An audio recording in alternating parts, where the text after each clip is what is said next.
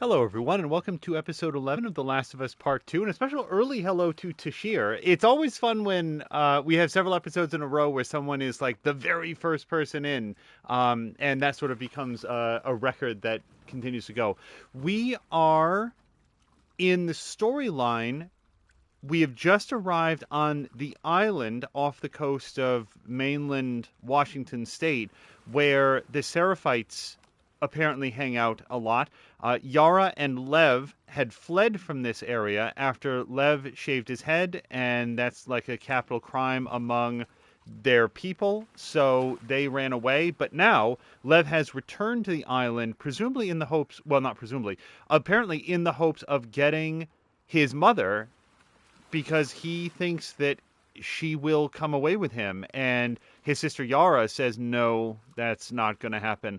So Abby and Yara have now come to the island, and that's where we are about to pick up. This episode might be more lightly attended in our live episode because More Than Amiya is currently doing a watch party on her Discord channel. So if you are interested in some pretty cool videos from yesteryear, I guess I'll just say.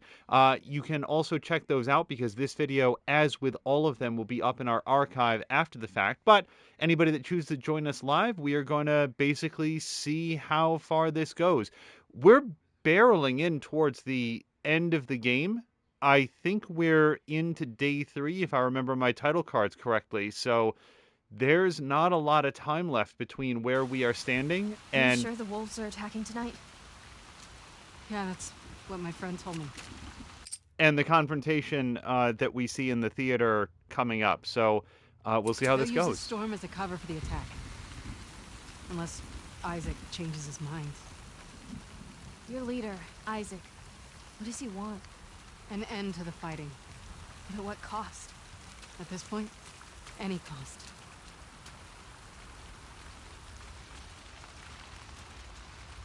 I would love more details about the end of the truce, but I'm not even sure if Abby knows. Up here. Are you good climbing that? It's the fastest way.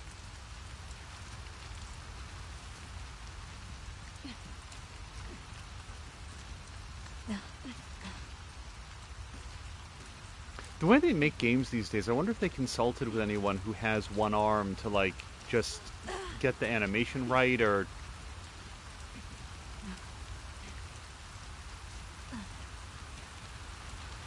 But I feel like I'd be navigable for the first couple rungs, but going higher... Abby! Grabbing supplies. Just in case. Just in case. Just in case. You guys are going way deep behind enemy lines. It's not like a contingency plan. It's the plan. It's the thing you're doing. Oh, she won't run right now. Yeah, no, she'll listen, but this is as tight as she'll jog. Fuck. You know them? I've seen him around. I'm sorry about your friends. It is what it is.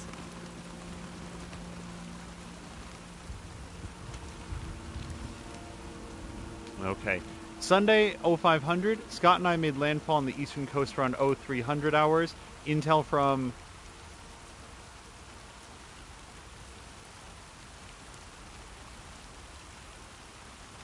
prisoners. Wow. I was not making that word out. Intel from prisoners proved useful for once. No direct resistance. Looking for high ground to get our bearings. 0730.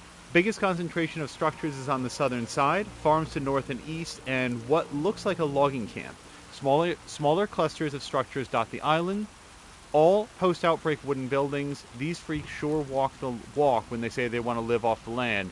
Gonna go get close to one of their villages. 10:15, waiting for nightfall in an old building in the center of the island. Scars haven't raised and rebuilt this area yet. Might be a good place for us to rendezvous. Oh, there is a flip. Their numbers are alarming, significantly more than we thought. Villages are fortified, and their patrols across the island are well regulated and frequent. We've gotten more intel than we expected. Heading back.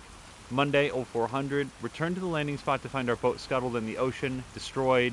They know we're here. Need to find another way off this island. Abby, why are you helping us? Lev asked me the same thing. I guess you don't deserve this.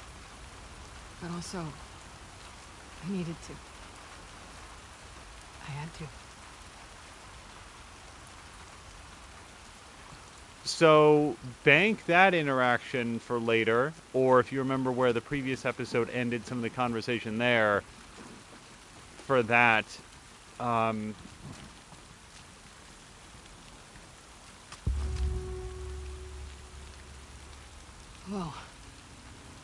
Is that your village? No, that's Haven. Ours is further inland. Don't linger. They might see you.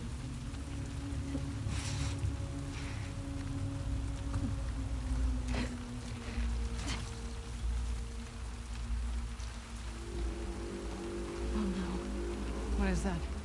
It's our warning signal. Your people are here. The whole island is on alert now. We need to hurry. God damn it, Isaac. We'll cut through the logging camp. Follow me. How many people live here? Around 1,000. How many soldiers? Half of us are trained in combat. What are the other half gonna do when my people get here? Some will hide. Most will fight. Oh, hello to Grumpy. I'm just gonna look. It is amazing to me that this is as loud as it gets. For as many episodes in as we are, it's amazing to me. Like, look, it's all the way up. That's it. I can't make it louder than this. As far as I know. Okay. Also, it'll get louder once we move it, or more distinct once we move away from the waterfall.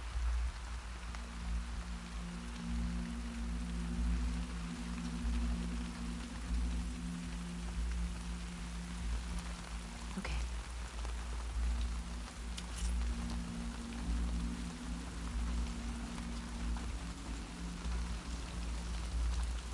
Hold on, Yara. I really want to... Oh, yep, see? Just that one arrow was worth coming in here for, because I don't have a bunch of those.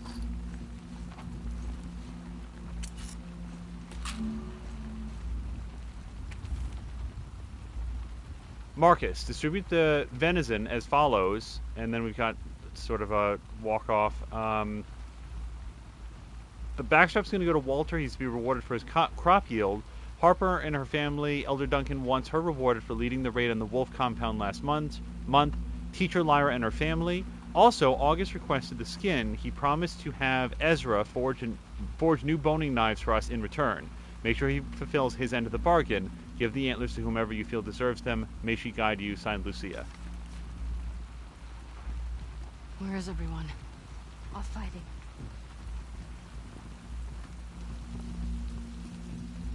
Okay, I need to check to see how much venison we have, or not venison. Suddenly I want venison. Oh boy, I need 4 more points so I can craft some more incendiary shells, or we can spend some of our 46 right now. That aim stability increase isn't a bad idea. Didn't I get like a move? Yeah, faster aim movement. So this would make it a lot more stable if I'm moving and shooting at the same time. The alternative is, you know what, I'm not going to spend these right now. In terms of crafting, I could actually use one more of these. And now maybe pick up that little bit of alcohol. And was there a cloth over here? Yes, there was. Alright, actually 3/4 of a cloth. We're almost back up to full-on cloth.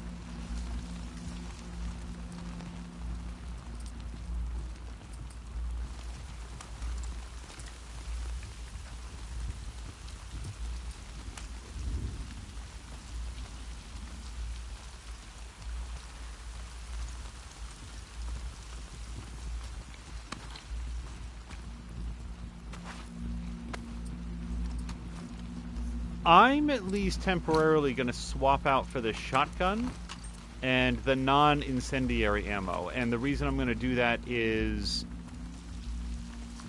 I mean, using the flamethrower against the people doesn't sound like the worst idea. And, they're not going to like it very much. When you're lost in the darkness, look for the light. What's that? Something my dad used to say. Oh, hello to... Sorry, let me pause for just 1 second. Hello to everybody coming in with Moo. We've got Samalander. Groomfy was here. Moo has come in. Cara Luna. Brian. Wow, I hope you guys had a very, very fun stream. Moo has been playing through Control, and for whatever reason, the PlayStation dashboard has really been pushing Control content. Lots of like behind-the-scenes making videos, and today was a video about. I bet we pushed this cart over. Today was a video about like there's an arcade mode that they added in one of the expansion packs. Control's such a good game. I want to be very careful not to say too much about it because that is, if not next, coming up on Tashir's schedule. But I am looking forward to his stream as well. But if you guys want to catch it right now, Moo is also doing a great series on it. It is a lot of fun watching her go through that with a lot of fond memories here of the time that we spent with it. Oh, hold on. Get them to the shelter! Go! This is bad. How do we get through this? The gate'll be locked. The lumber mill. The big building on the right with the torches. That gets us out of here? Yeah, we can cut through it. Perfect. Come on.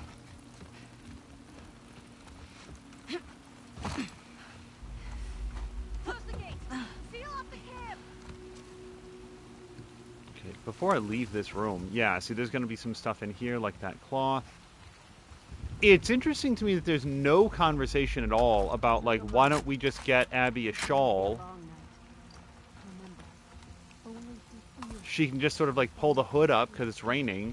We'd probably make it a fair distance before anybody realizes that they don't recognize her.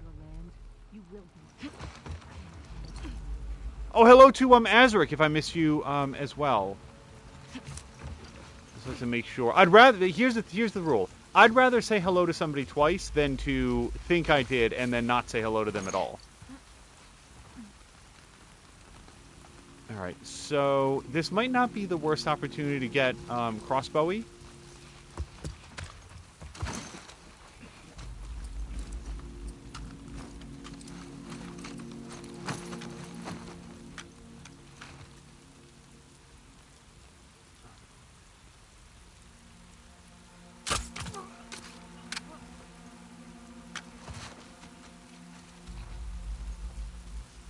The only trouble is I might have killed that person in front of the door. And we might go for a swim in there. There might be something cool down there. Yeah.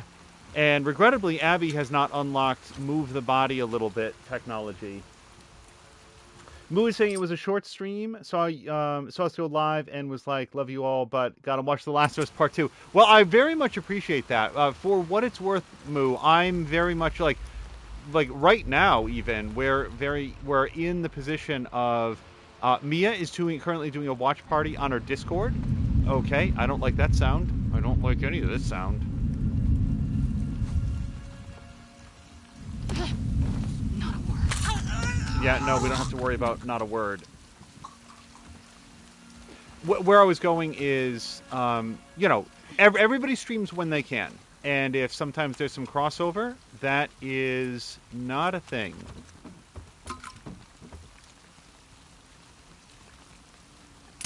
Shit. Okay, how many more shots? I got 3 more shots on this. Alright. I can work with that. I hated missing for that first shot. But that said, thank you very much for coming over. That's a real vote of confidence, and hopefully we can provide a good and fun stream for you and everybody that raided over. If anybody's joining in progress, this is The Last of Us Part 2, and we are pretty deep into it.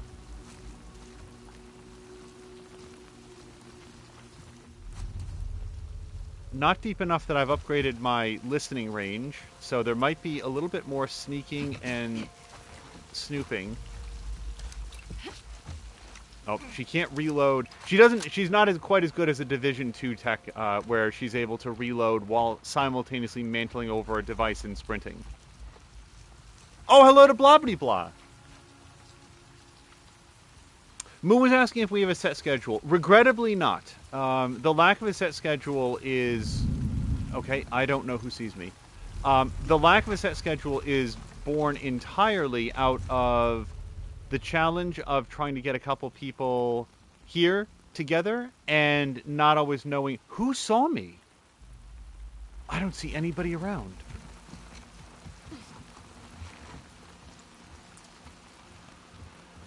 And the sort of the uncertainty of other elements of the schedule, but as close as possible, we usually try to stream Saturdays, Sundays, and this is always after Division Force, sometime after Division Force. Mondays, okay, there's 2 people right there. I want to see if I can split them up before I murder them. Dead bodies tend to draw suspicion, but only the ones that are found. Okay, well... No, I'm really trying to get up now. You'll pay for this, young... Oh, shit. He recognizes her immediately. Yeah, on the weekend, Mondays, Thursdays, those are the days that we usually... Not always. Usually aim to stream crap.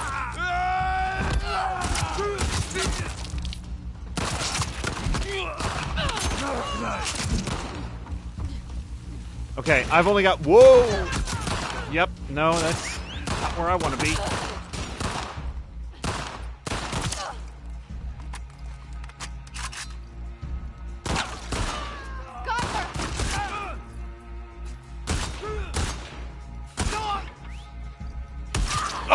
Oh! Well, I'm still standing and you're not, so I win.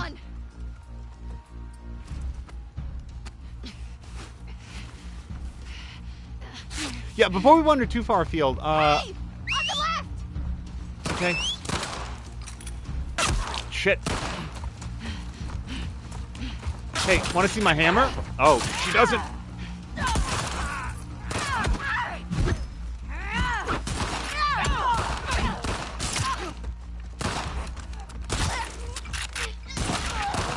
Okay, I can't take any more bullets. He's fallen! Okay. Thank you.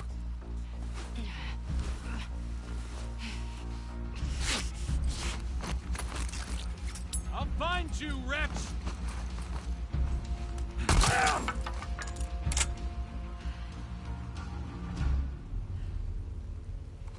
I think that's it. Yeah, You all right? just a little winded.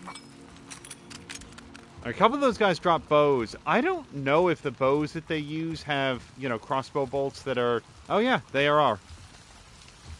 Okay, well, I can't pick them up, but that's good news for later. Yeah, that hammer, I don't know, man. I get hit by a hammer, I, cry. Tears. They didn't, or at least that lady didn't. I hit her 3-4 times with that hammer, and she just shrugged it right off. She was basically... Do you guys remember during the, there was that video of the guy at the Black Lives Matter protest that walked up to the police line, unarmed and unthreatening, and they proceeded to beat him several times with their nightstick or whatever it was, and he basically just turned away. He didn't go down at all. That's what that lady was doing. Except, well, I guess we are attacking these folks as well, so the analogy kind of holds up. We're coming into their area and just sort of...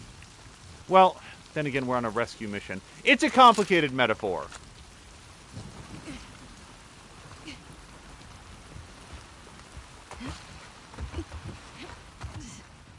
The point is, don't beat people with hammers. Now, is there anything down here? Oh, you know what? I bet I could have used this to get around. Yep, I bet I can get out here. This goes out to the pool out here. Remember this? Yep. Okay. I didn't really need it because there was nothing in there, but now we know there's nothing down here, and Abby can hop out. So if Bloody Blah is still here, hopefully I didn't delay too long. Papalotko had put up a I think probably a rhetorical question on Twitter about like how do you find the time and energy to both stream and work? Because oh, look at this. You know, she's going off to work, she's coming back, she's exhausted, and it's sort of like taking it out of her to stream. And the answer is there's like that also goes to what Moo had asked about the regular schedule. Sometimes like I in particular will come home, I'm so wiped, and I just can't think of like, so do I want to make more incendiary shells? I don't shoot them very often, but I do like to make the absolute most out of my crafting materials. And here's the thing, it's not just the crafting, it's the fact that the inventory capacity goes up by 2. I'm gonna get this. Yeah. Alright, I'm gonna remove the silencer right now, just in case I need to take like a snapshot at something. Although, we can craft more of this. Oh, I need some more shivs. Yep, let's get those. Let's make that. And I can fill up, yes, this is a good expenditure of those materials. And then I still, you know what? Let's not do this just in case I find one that I can pick up. You know, let's know that we have the materials to build it, but let's not max out the inventory because then I'll still have space to pick up a med kit if I want it. Oh, hello to Jade May. Drin is asking if they've missed too much. No, this is basically, we just went through the first major, the first combat encounter of this island adventure. So all you've missed so far is me doing a couple stealthy things and then a lot of non-stealthy things. And really testing Abby's capacity to transport lead underneath her skin, really wedged deep into the muscle tissue. Turns out that she's a pretty tough cookie.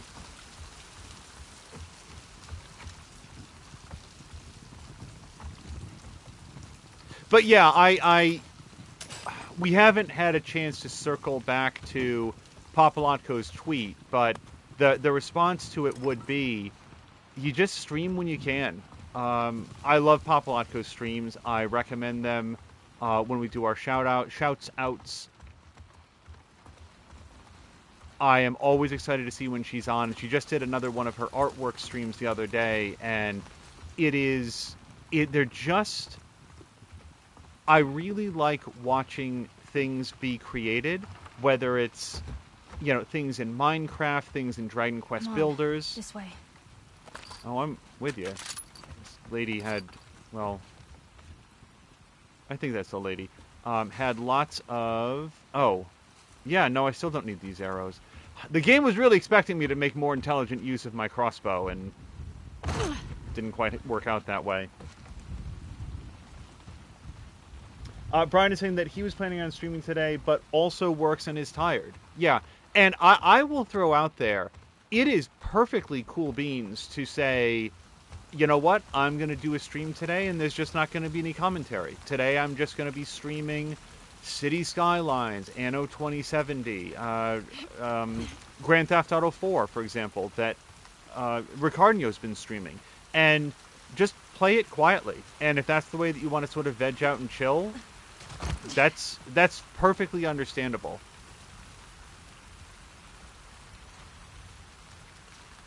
And then other times you just, you know, I just don't have the energy to do anything today. I'm just going to relax and throw on somebody else's stream and have a good time.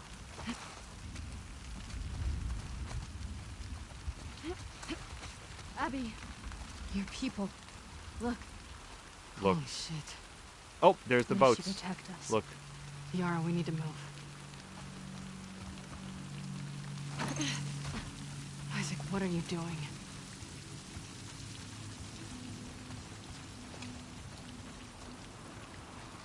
So on that note, Brian, This is a gift. They're on our territory now. Let's show them what they deserve. fuck. Through her love, we will survive this. Wolf! Okay, I really pressed triangle.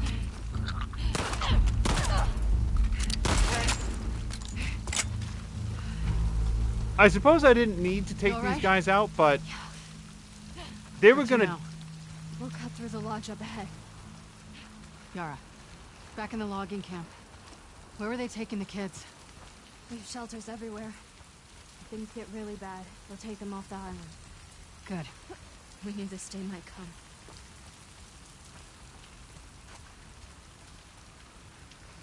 They were gonna go down that path, basically about 300 yards, and find all the corpses, and I didn't want them coming up behind us.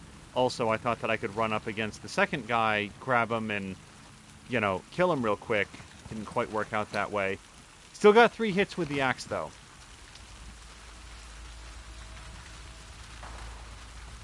Brian, it's also noting that the quality of the stream might go down if you're streaming while not feeling it. Yeah, I mean, that's also a concern.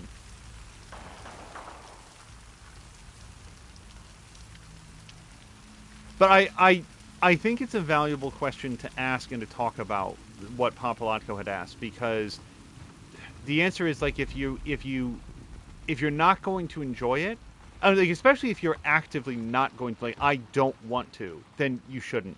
You know, I love watching people stream, but they shouldn't feel responsible for upholding their, you know, responsibility to me, because they don't have one. You know, this is fun. This is supposed to be entertainment. My prophet, may you hear my words. Moira was a strong and capable warrior until she witnessed her husband Henry and their patrol get slaughtered by wolves. Now she wakes up screaming and cowers at the smallest noise. We honor Henry's martyrdom by caring for Moira as he would, but it is not enough. I ask you to grant Moira the strength to reclaim her spirit.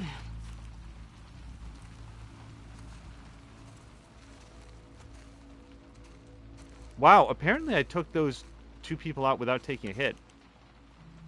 These are really good. I'm just letting you know that if there was like an Etsy shop that sold these and they were like actual wood, I wouldn't say no to one. If they made some sort of like cheap plastic resin, I'd probably take a pass, but also these are awesome. Can we all appreciate the relief of the woman?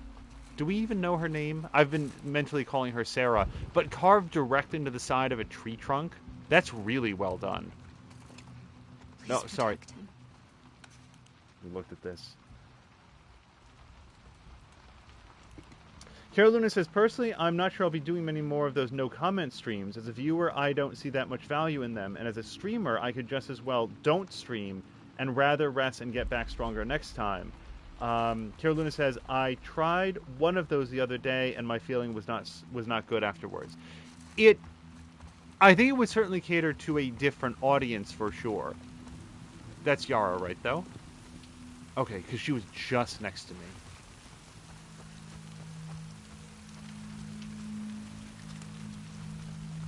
We once did here, I think I've talked about this, a stream of Anno 2070 where I played for like a couple hours and the mic was on. I was in a real bad place that day, and I didn't stream because I felt like I needed to. I did like want to play a game and was like, well, maybe people will stop by and have questions. Otherwise, I'm not really feeling the commentary, and it went fine. But you know, we all sort of enter into this with different thoughts. So I don't know what that symbol is up at the top. If I was to guess, it's a moon symbol? Yeah, half moon. We are imperfect beings, and thus we make ourselves imperfect in her eyes. So say the teachings, so say the elders. But the cuts on my cheeks still burn and itch 2 weeks after the ceremony. Eva told me hers did too, but warned me not to show weakness before the elders. And then we've got sort of a crescent moon. A surprise tonight, Eva snuck out and met me at the tannery when I was cleaning up. She told me her brigade leaves tomorrow for wolf territory. I could tell she was scared, so we sat and watched the fire for a while. Straight up, have you ever like just sat at a campfire and just watched it? It is relaxing. She asked me if I had been promised yet. Before I could answer, she kissed my cheek and dashed back into the woods. In that moment, I forgot where I was, and all my troubles left me. New Moon. Eva's brigade has not returned yet. Went to the communal dinner in Haven to quiet my thoughts, but found no comfort there. It was unusually quiet, apart from the Elder Duncan's usual sermon, but even that felt different tonight. He said, though our prophet guides us to cleanse the demons and rebalance the world, there's no promise that such a thing will come to pass in our lifetimes. It is an eternal struggle, lots to think about tonight.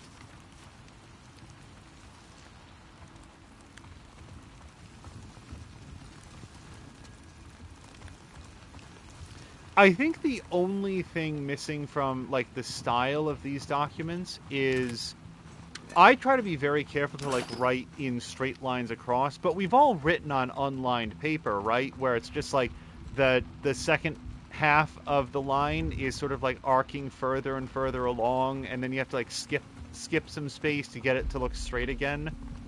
And we've never found one that's like that. So, I've got some scrap to spend.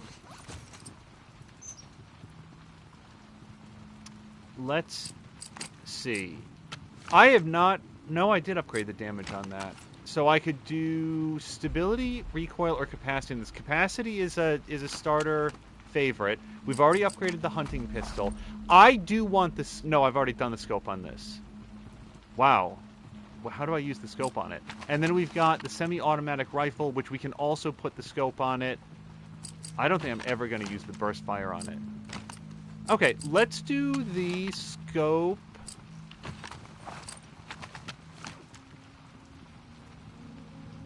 Yeah, let's do the scope on the semi-automatic rifle. Yeah. And then still got 30... Well, let's look at the little animation here. She's going to attach that. Nice and fitted. Slap that magazine back in. Looks good. So I still got 39 parts, so I could do, apparently, stability on the double-barrel shotgun, which I don't care about even a little bit, and then the recoil on the military pistol. Let's take a quick look at that. Yes. Yeah, let's do 30 on that.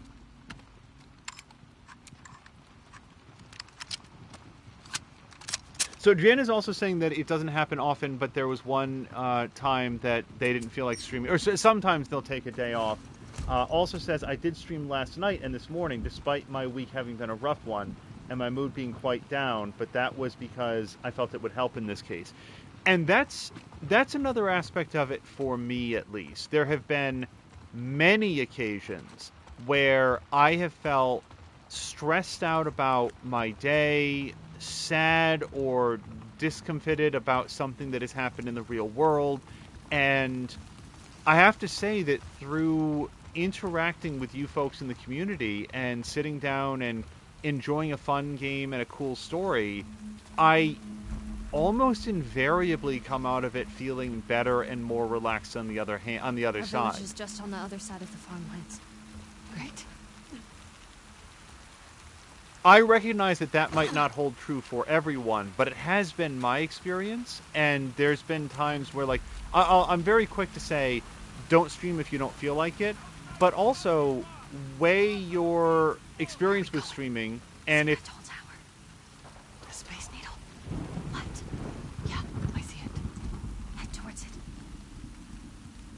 Okay, well, there's a lot between us and them. I mean, there is something to be argued for, like, don't fight these guys. Here's the thing with me in combat encounters. I feel like I'm skipping content if I don't engage in the combat encounter.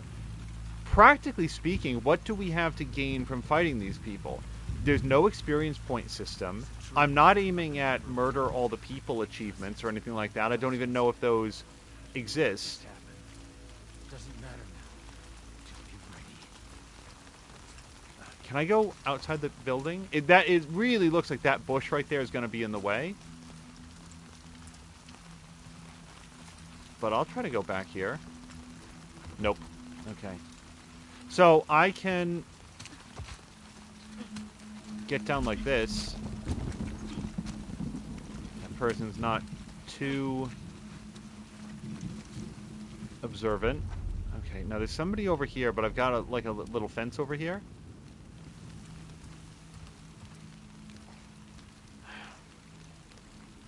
Peripheral vision isn't great, but I think it's good enough that I'm not going to be able to get away with this. So, what if we reposition here? I kind of feel like this person's got to go, because they're going to see if I take out the other guy. The only issue is where do I take a shot at this person from? If we get up on top of this, I could get a clear shot. Or maybe from here. Yeah, hold on. Maybe from here. This might work. All right, what's the scope button? X. All right, so we want to aim up slightly. Great shot, Evie. Now, I would just like to note that is not actually in the building. It's just stuck to the polygon near the building. Yeah, I don't think that we can quite make that shot, so let's see if I can get around this side instead.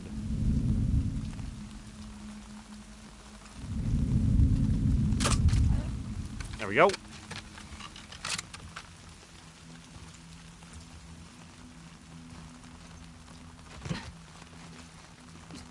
File this entire topic, Papalotko's question, under streaming. If streaming is your job, then, it's going to take some discipline and, this is my primary form of income. I get that. But when it's the thing that you're doing on the side because you enjoy hanging out with people and you want them to have a good time and you enjoy the journey, which is basically how we treat it, don't mistake it for work. At that point, you do it when you can. So, now we've got some options. I don't have to kill this person. We might be able to just go around. Like, that person's not particularly vigilant. We might be able to just go down here and not have this fight. We're jumping at shadows. The wolves couldn't have made it this far inland. And what if you're wrong? May she shield us. Yeah, see. Now here's the problem. All the guys behind me, they're going to get activated if we get seen by any of these guys. That's kind of the benefit of doing the loud approach. You get to take them on in sequence. So that person over there by the barrel, he's got his back facing. So if we can kill this person, doing okay.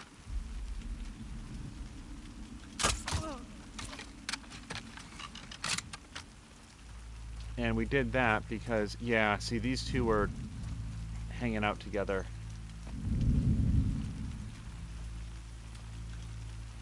Okay, shooting at this range really makes me want to try the pistol. Okay, a little high.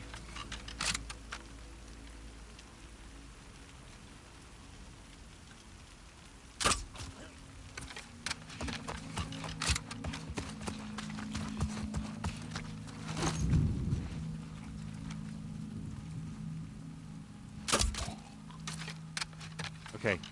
Can I have my bolt back, sir? Yes, I can. Okay. Thanks for holding that for me.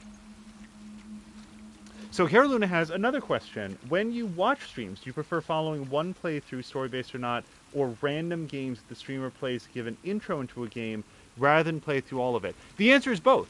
One thing that I really like about JV McMaster is that he... Hopefully that was a clean kill. You never know what he's going to be playing. I can tell you what JV McMaster played over the last couple days. I have no idea what he'll be playing tonight or next week or the week after that. There's certain things that will be sort of upcoming. The only thing, you know something? The only thing is that these structures are going to have drugs and stuff in them. Drugs and scrap and other stuff that I need for upgrades. Yeah, let's see which direction this person's facing. All right. I mean, this should be okay, right? No one's here. No one's facing this direction.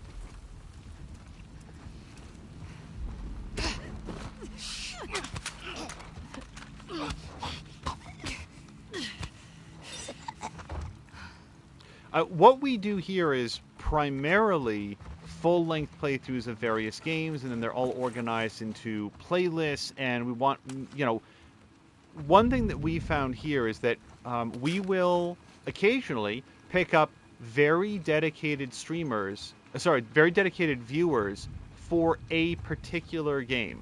And then when that game has run its course, there's sort of like a certain percentage of the audience that that's what they wanted to see. They wanted to see that adventure in that game and have the discussion about that situation. And then whatever comes up next, they are not as interested in. So it's important here that people have a sense of what our primary game is and what we're going to be doing most of the time and how far we plan to go into it. Like here, we're going to finish this game.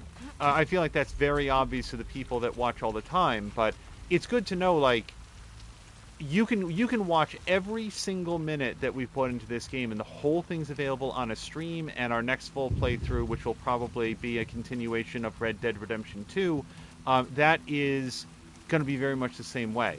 At the same time, we'll sometimes do sort of one-off streams where, like, hey, I just feel like doing some Oxygen Not Included today. Let's show off city skylines, and I will demonstrate what I think is pretty cool about this game and why I'm very bad at it. But maybe in just the examination of the game mechanics and stuff, people will be like, oh, that game looks cool. Like, that's on sale all the time. I'll go check it out.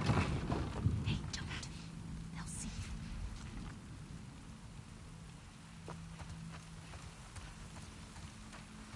Over here.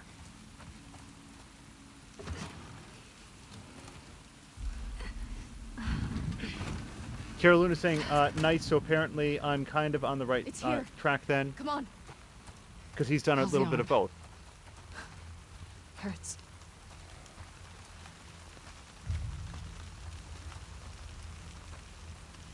Yeah, I mean, this, like, my response, Carolina, is, again, it goes very much to what you want your This way. channel to be. I finish the majority of games that I play.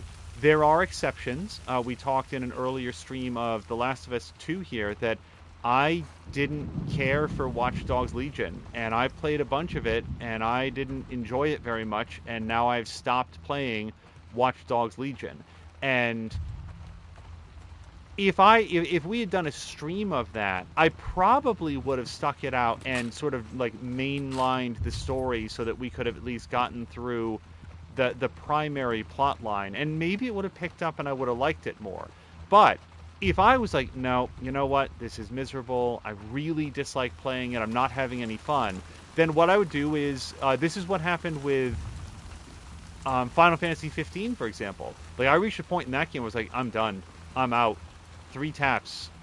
I have completed my time with this game, and I will not be back for it. And that's what we talked about in the final episode, and that's as far as it went. So yeah, I would say do full playthroughs. This is my advice to streamers for what it's worth. Do full playthroughs of the games that you want to play all the way through, and do sort of... This is the one. Abby, help me. Okay, I want to help Yara. I just hope I'm not missing out on stuff.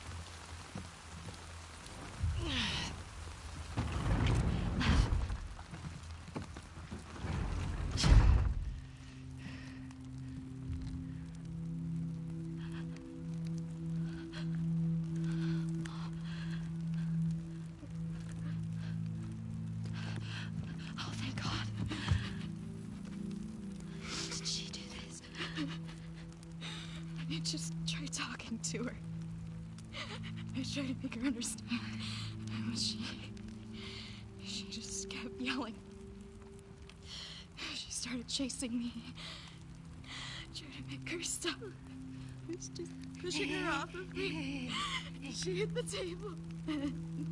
Listen. You were defending yourself.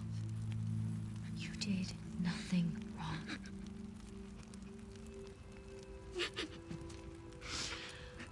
It's gonna be okay, I promise. I want to leave. Yeah, me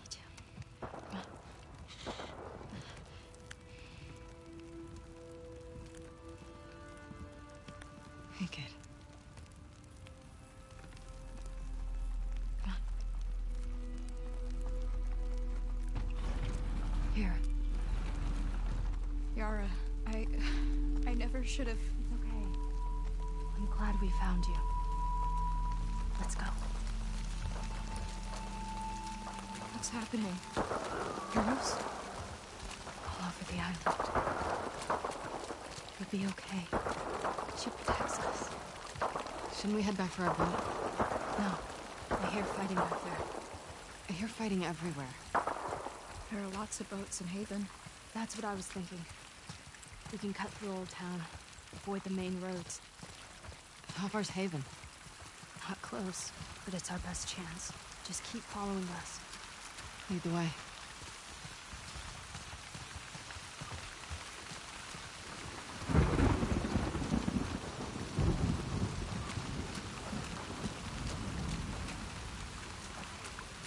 I'd like... What kind of animal was that just went by?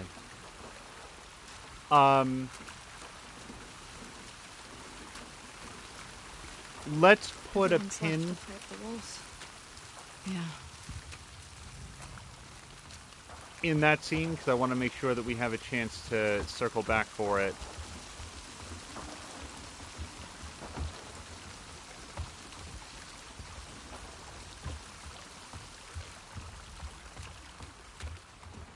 Actually, we've got a moment right here. So,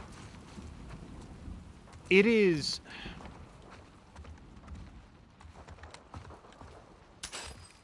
It is difficult for me to comprehend that a parent could hurt their child in a way that Lev has been hurt here. That kind of rejection. Clearly, we are never going to have the occasion where we get to meet Lev and Yara's mom. How's your arm? Arm's fine. I'm just tired. Time out for 1 second. But everything we know about her was that she was not... She was either not a very nice person or possibly not a very stable person. I don't know. We never got to meet her. She is presented to us in all of the dialogue as being a religious zealot, and as sometimes comes along with profound, deep, righteous, self-righteous religious beliefs, there can be a lot of intolerance. And here's Lev returning home because he cares for his mom so much, and against Yara's advice, goes to his mom and tries to get her to come along. And she, as far as we know, attacks him, and there's a fight, and if I followed that correctly, she fell and hit her head against the table.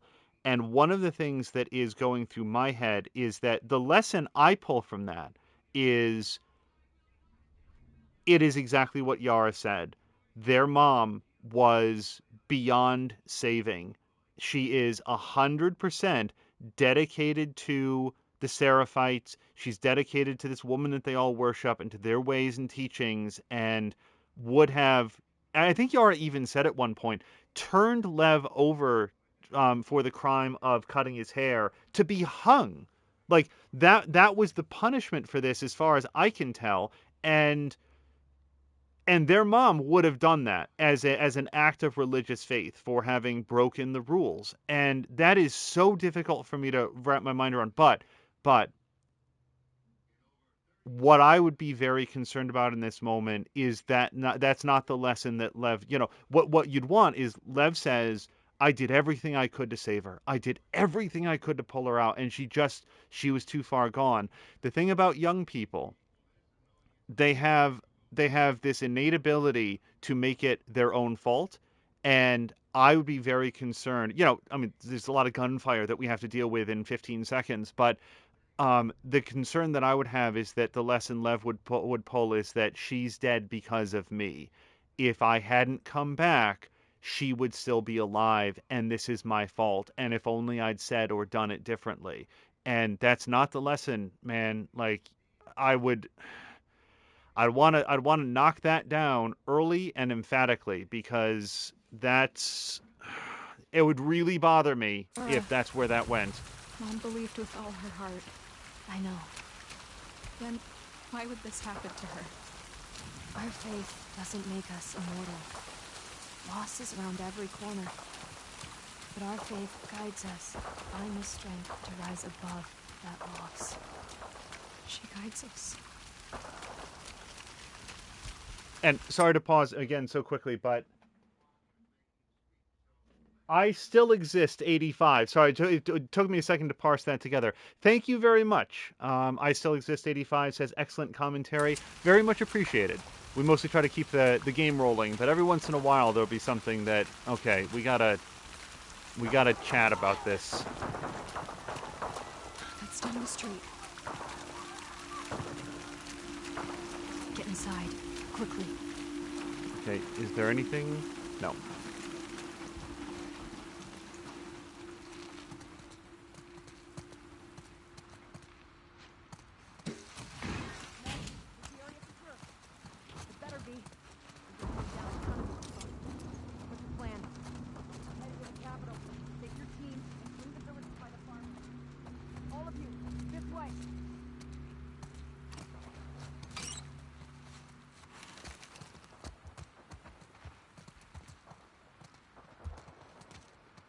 Under the door, quickly. Under the door. Well, hold on a second, because there's lots of stuff in here. There's lots of stuff. Do I need any of it? I wouldn't say no to a new... Wait, how many bullets how many shots left do I have in the silencer? Unknown. And I don't have quite enough... Yeah, I need blades. Do they leave behind any knives in this diner? Okay, good. I don't need anything in there because I didn't want to smash that glass open. And we already looked back here. Alright.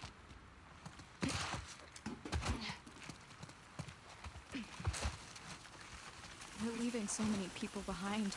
We can't help them. I know. Stay close to me. Okay? Oh, God. We need to get off the street. Left. Abby. This way.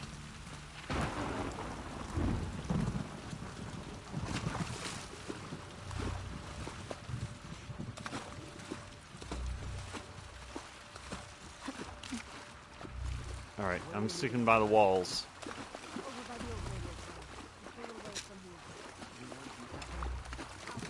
Also, I mean, let's just acknowledge the background conflict here.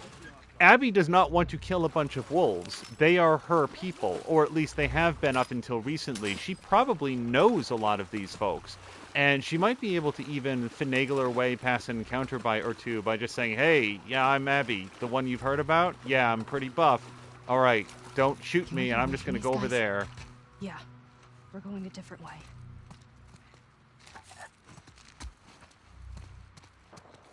I don't think that would get her very far, though, because the wolves do seem to have a The pretty alley good... across the street.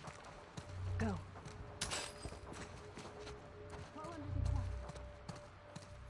They seem to be pretty good at communication. Word would probably get out. Hey, wait. The buff Abby? Oh, no, we want her. Grab her. So, I think Yara said across the street? Yeah.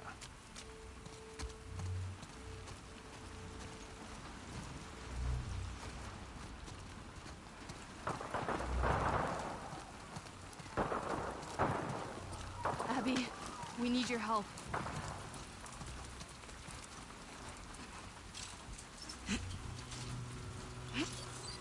Come on.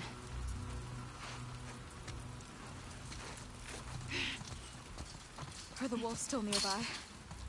I don't know. Just keep going.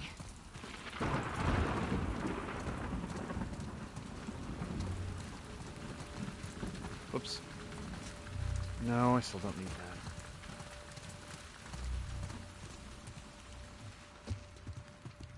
Gotta do some shotgun shooting in this episode. I don't think I fired the shotgun one time. Oh.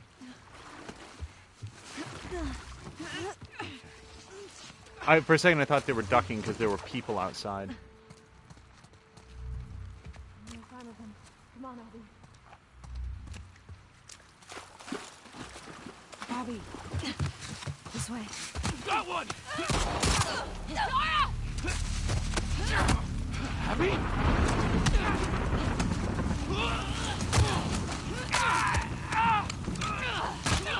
Yara! Yara, get up! Yara, please! We need to move. Come on! I can't leave her here! Stay back! Drop it! Now! Oh, shit. It's Abby! Stay back! Stand down.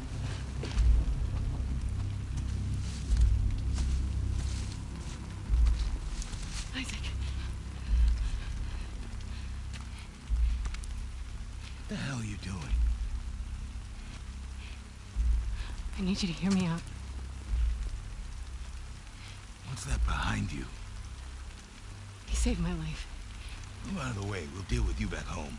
He's not one of them, please. Abby, move. God damn it, he's just a kid!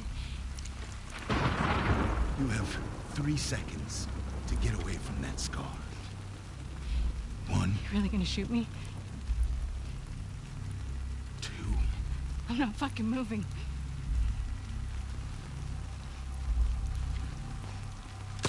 No! What the fuck?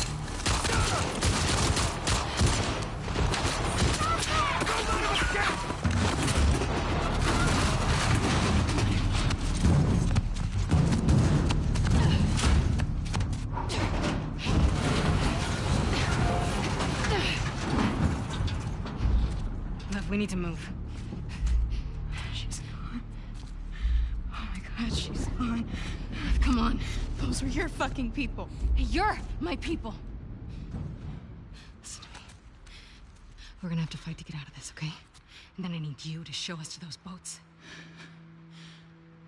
We don't let anybody stop us. Yeah? Okay. Okay. Follow me.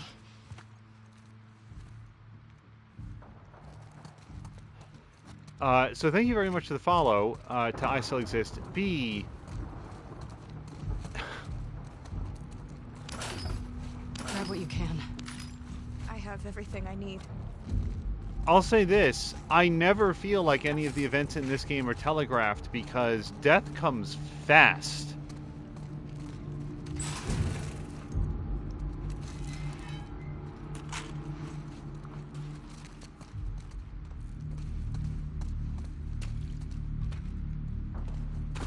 And C, so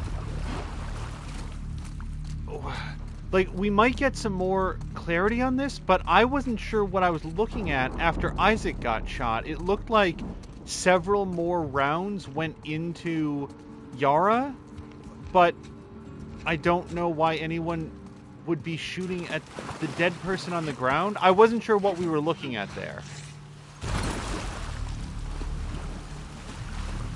Abby! I don't think I can go prone here. I would probably drown.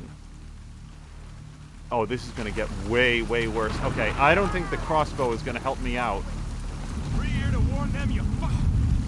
Found her! Light her up!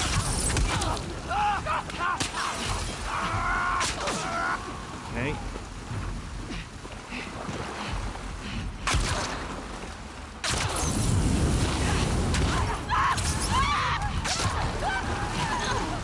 She's running!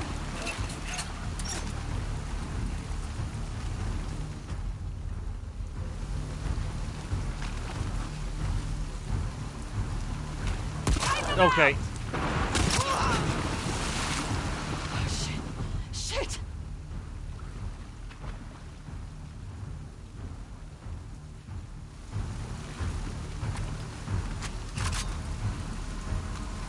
No, okay, I'm full up on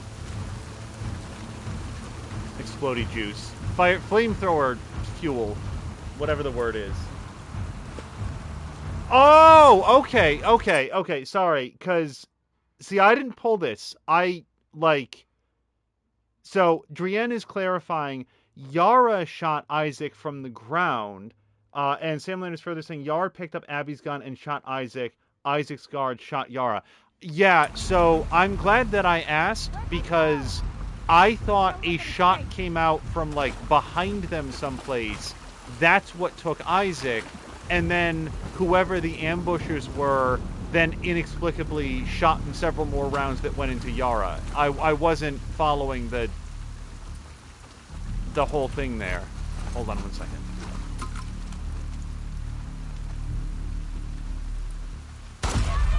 Okay, what? I apparently took the silencer off. That's not... that's not what I meant. I'm not... Okay. It's not my best work here.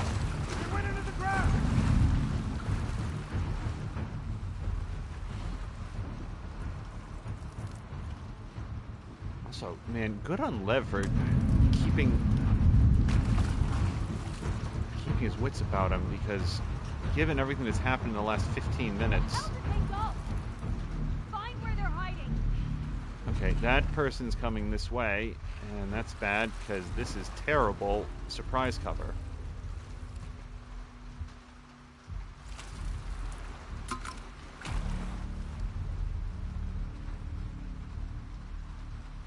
Oh, wait, no, they're on the other side of the wall. Whoops.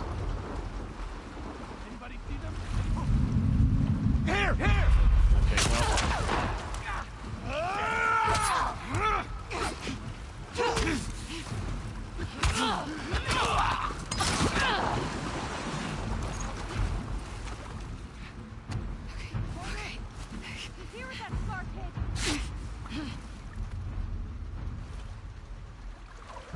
So lost the axe. One too many hits with that. That's fine. You know, we'll find a stick or something. Ah! They're gone! They're around here somewhere.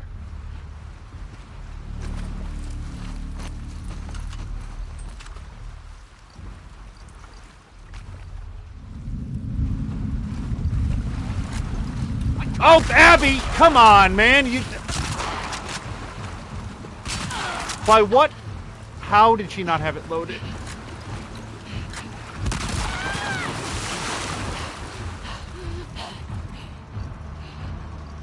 Over there. I switched ammo. I guess I kind of thought that she put the... They got away. Hunt them down.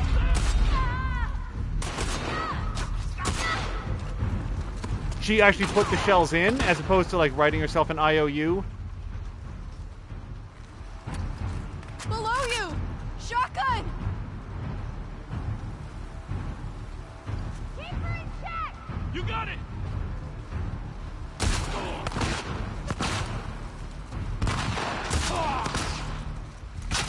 Shit.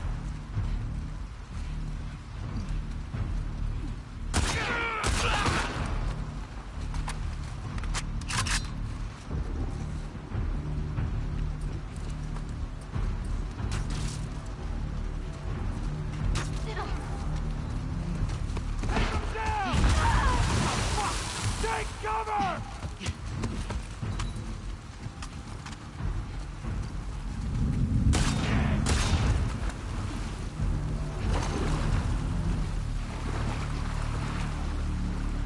Lev, Yeah.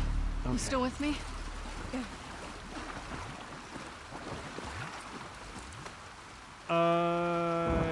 Okay, let's take a look around, because we might find...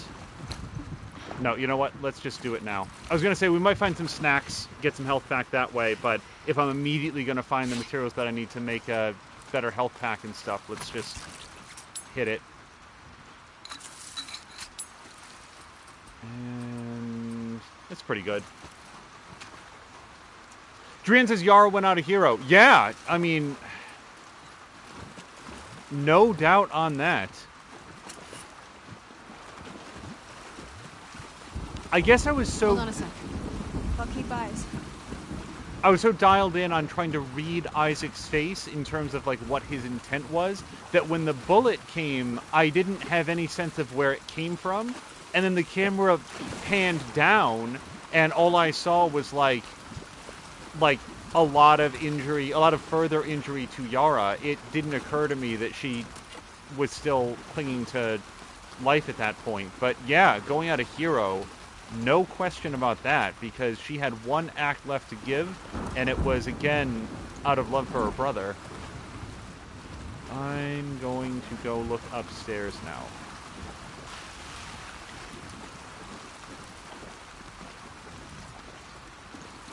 As soon as I can remember how to get upstairs. Here we go.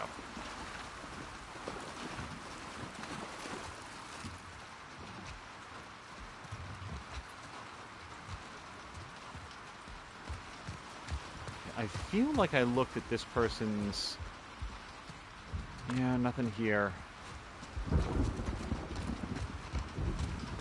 You'll notice that any intent that I had about just sort of sneaking past these guys went away along with our partnership with Yara. Now instead of sneaky time, it's flamethrower time.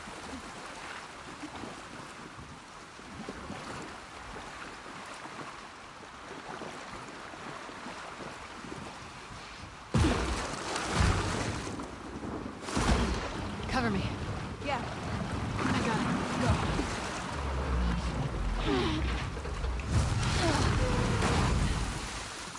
Abby, you killed those wolves. It doesn't matter.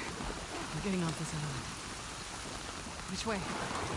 There's a radio station up ahead. We're gonna cut through. How far is this Haven place from here? Still got a ways to go.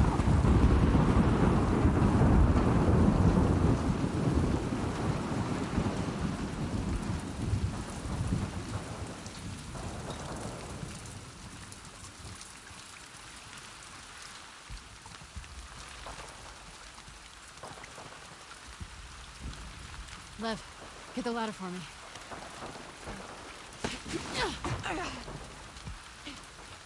Drin is also highlighting when Abby says, "You're my people." And yeah, I mean, she is... In here. Abby reminds me of another video game character that I don't want to specify because it's an altogether different franchise, but she has a way of expressing things that is very thoughtful and very succinct that I admire a lot, and that's a good example of it. Because right there, no, they're not my people. I'm with you. You are my people. You know, this is where I'm all in. And also, can we recognize that it's not like, Right. What have I got? I guess this is where I've wound up. This was an affirmative decision that she made. So I picked up 89 more scrap. I don't really know what I want to get at this point. I could go with burst fire. I have very limited interest in that. Ammo is such a premium that I feel like every shot wants to count. Reload speed would be pretty good for the double-barreled shotgun, just in case I ever forget to do that again. But I think that my winner is capacity on the pistol. I don't often run dry, but the more I can shoot without going dry...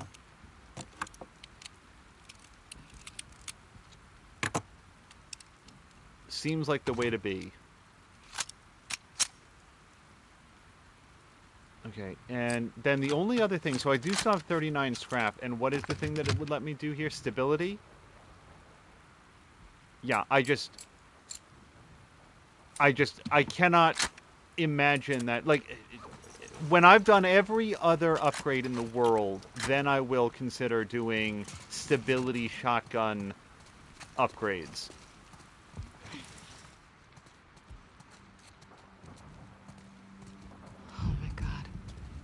Is that Haven? Yeah. What's left of it. Lev, where are the boats? On the docks. Past the fires.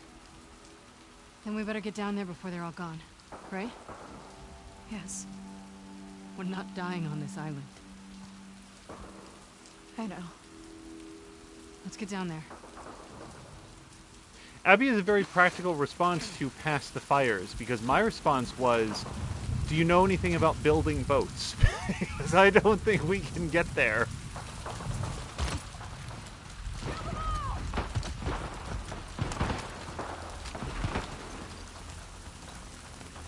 Where do we go? Follow the stone bridges. Okay. Follow my lead. Okay, well, the good news is we're coming in behind the wolves.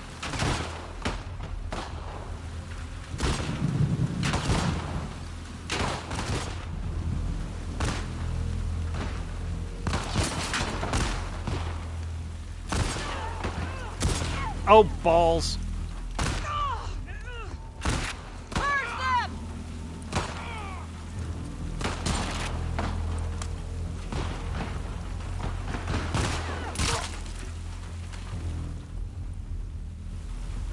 Get those motherfuckers!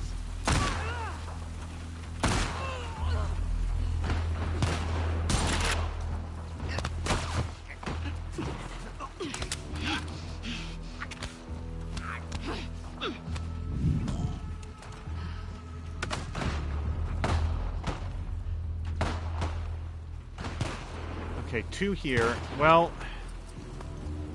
Okay, well, that made it easier.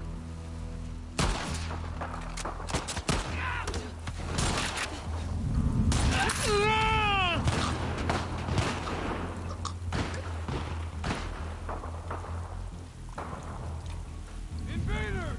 Come quickly! Let's go! Right behind you!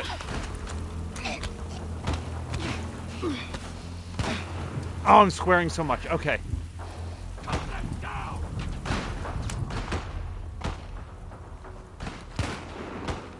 Somehow all the gunfire is outside of hearing range, so just Kill them! try to keep it going. There! They're trapped in there!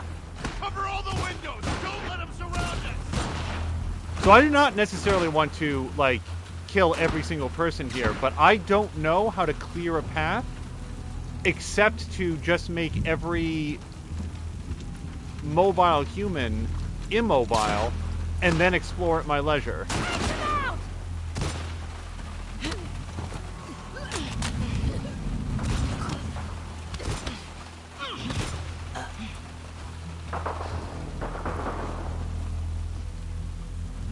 Okay, I don't like that sound. Kill the wolves!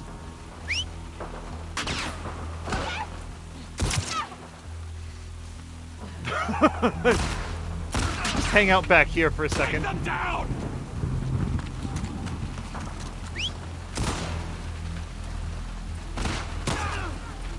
Nope. Okay.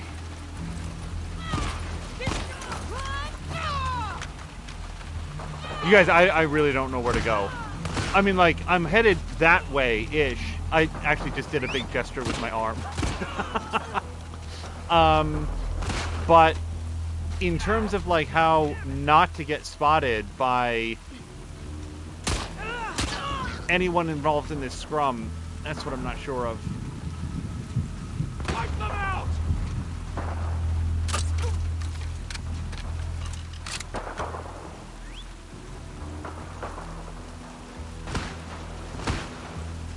Kill them!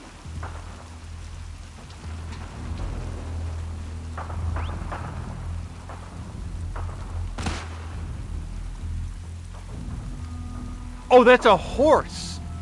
I did not recognize the profile at first. I was like, what am I looking at here? Okay, okay, just get down.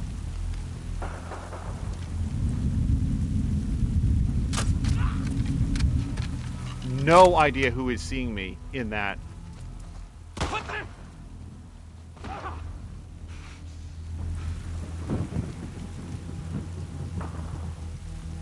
Oh, I can't dial in this shot fast enough before he sees me in the grass. Okay, are we safe to go here? So I cannot, as far as I know, get over that razor wire. We gotta go through the building. I very much wanted to go around the outside. We're not gonna have that luxury.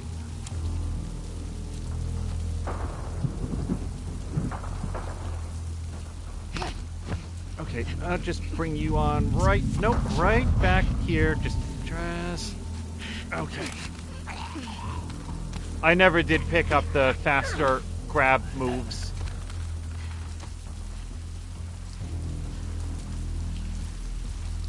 Hello to Force. by the way, sorry, we're at the Battle of the McDonald's, or Habaneros, or whatever this place is.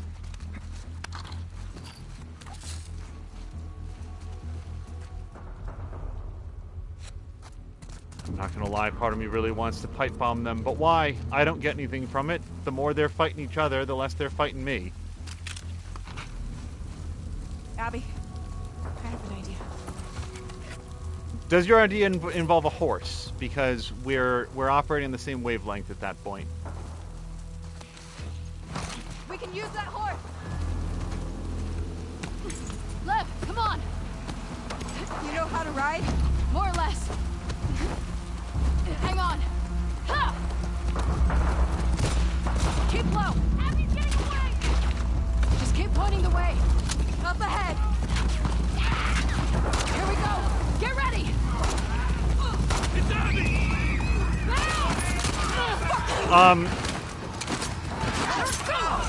Thank you, Lev.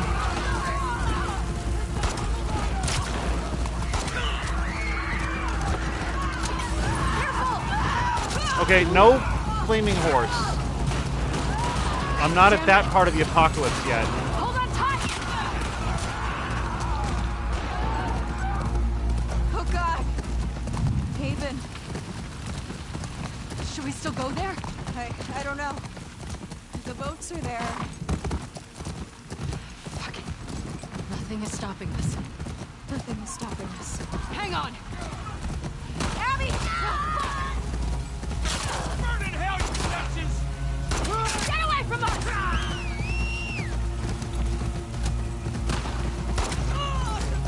Hang on, we're going through.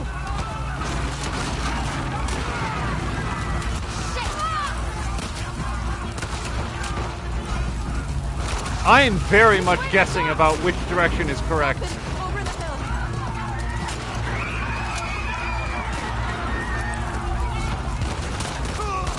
Abby, fighter! Cover us! Oh god! Oh boy!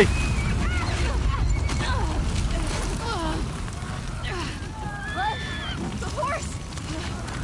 Forget it. We have to keep moving. Right there! The docks! Okay, we gotta get out of here. Abby, this way.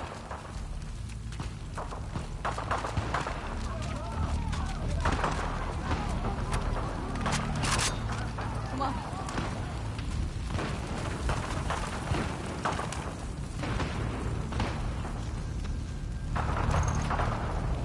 Down!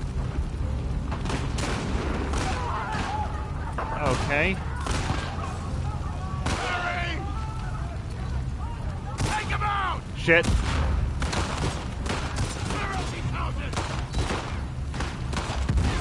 Okay, well, so far this is working out.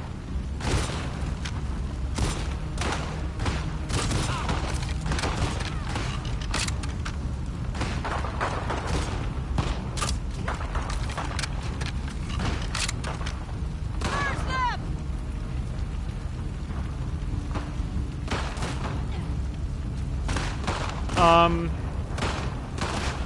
So I kind of feel like I'm going that way, right? But I do not know how to cross this distance yet.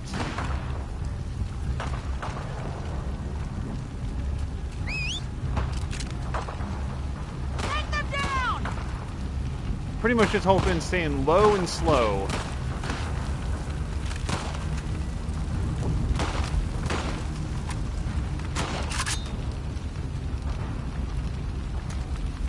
Okay, I can't get there without these two seeing. Oh, and now they are on patrol, so that's not a great development.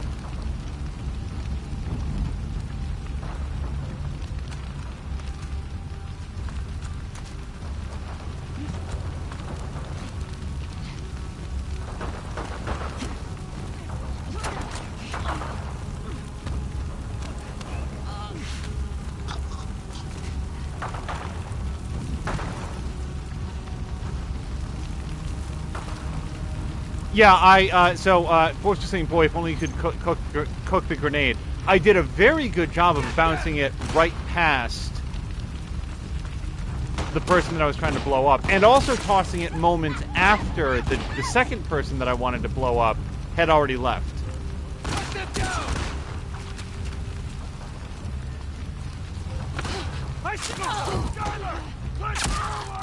I don't think he's dead. No, do that more.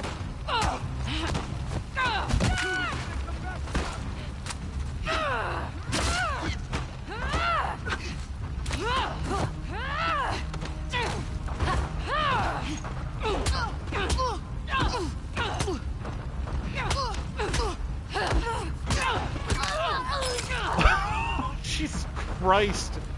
All right. I need some pills.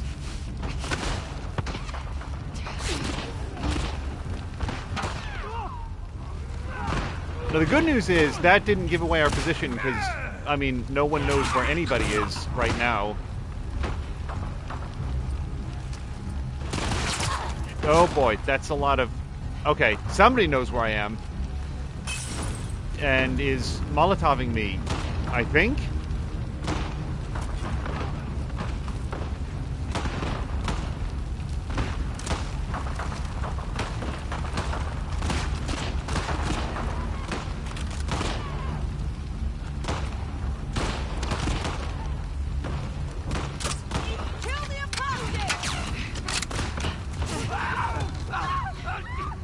Oh, I don't want that crossbow. I thought that was going to be my arrow. I do kind of want that sickle. That looks like it'd be fun. Oh, Christ.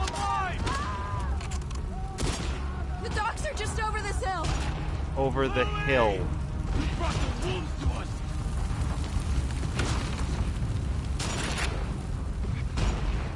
That hill, I assume. Okay.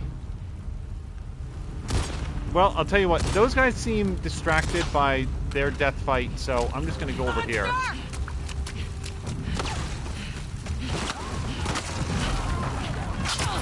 damn it! Find another way. Up here. Up here, he says. Okay.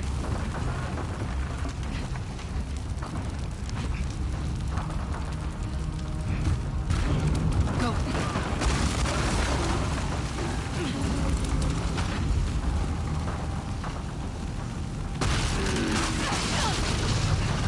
We gotta get out of here fast. Come on. Come on. The supports are going Oh, no! Keep going. The roof's gonna come down. Yes, I know that. Oh, jump? Okay. Ah!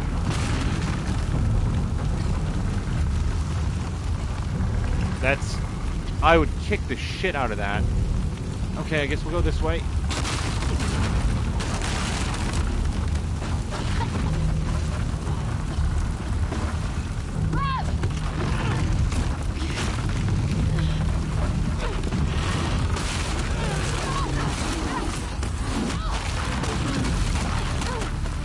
Abby! I'm okay. Come on. You were stupid to come back here. Fuck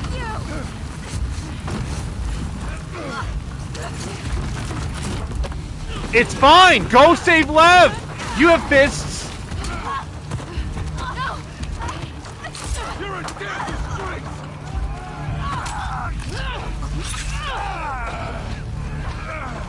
Damn you!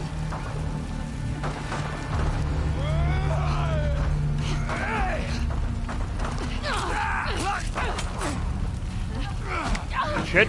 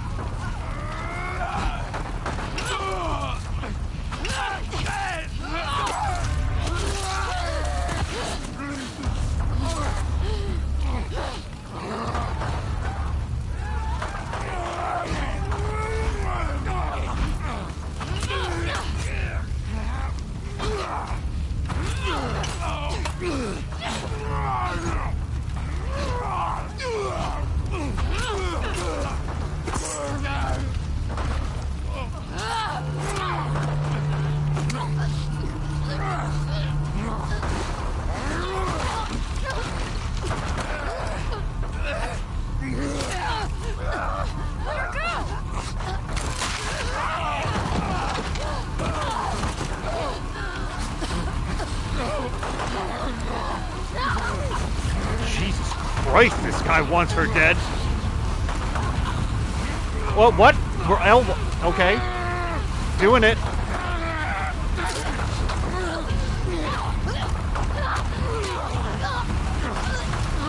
Oh my God!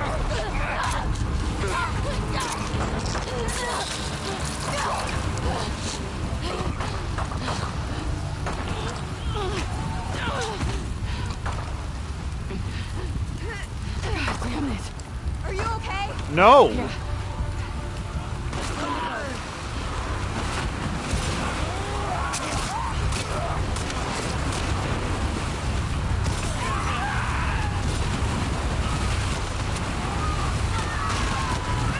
Oh.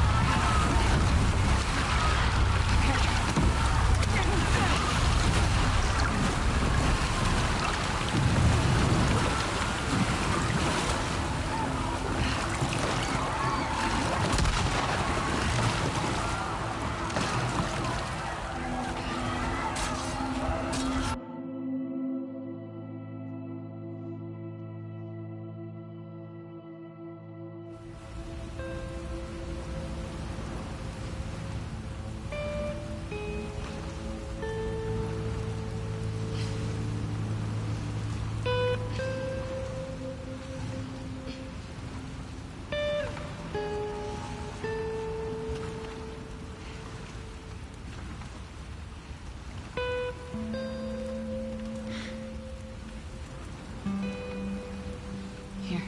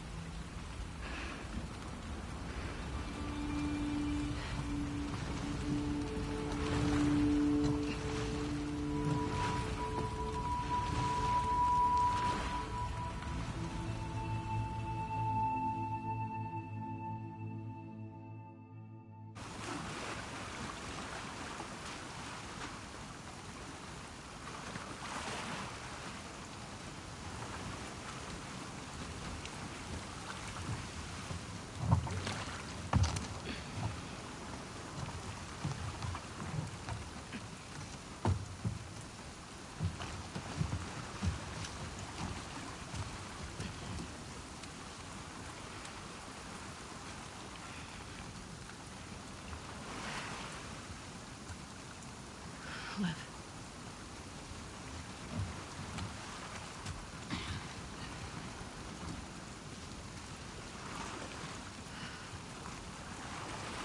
Let's get out of the rain.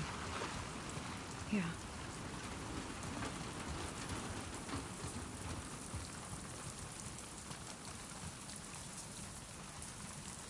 I'm pretty sure this door is locked.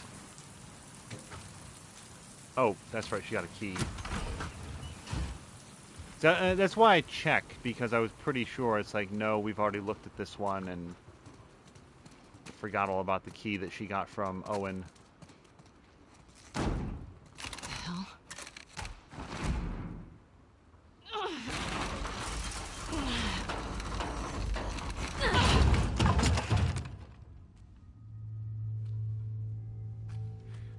Is that...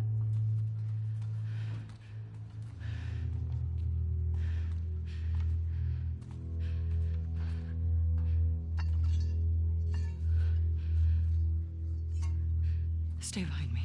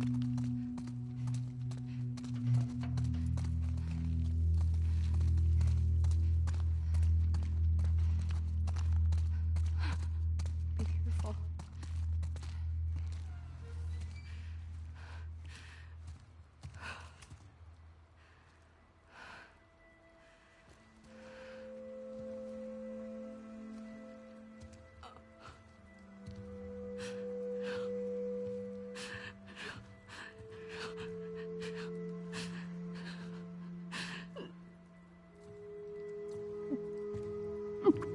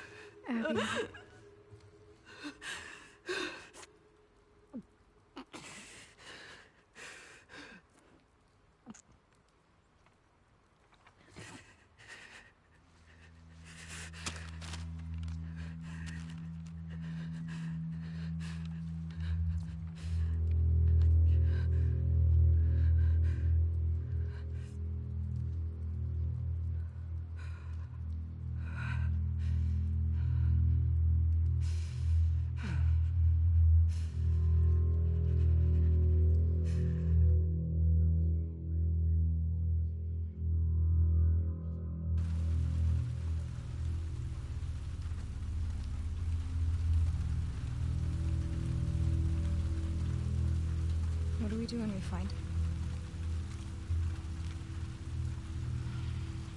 Just figure out how to get in first.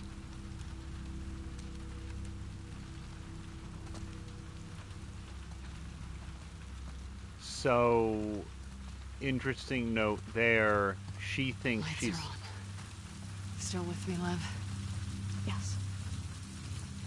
Abby thinks she's after the sniper on the pier, who we know to be Tommy.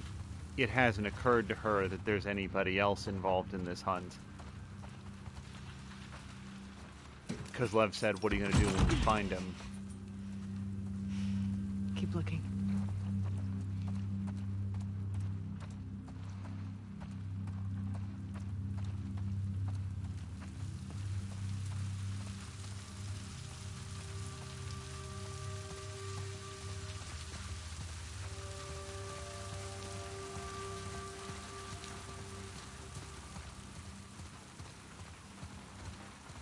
Well, I bet we can boost Lev up to that ladder.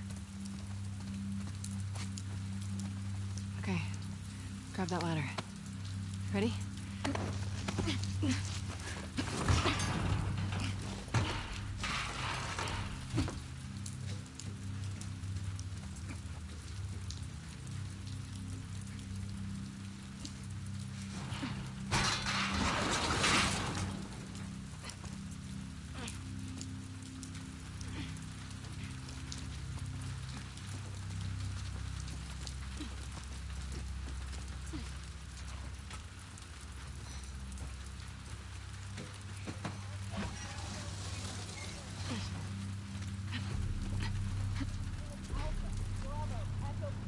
Alright. Stay quiet now. What the hell is going on over there?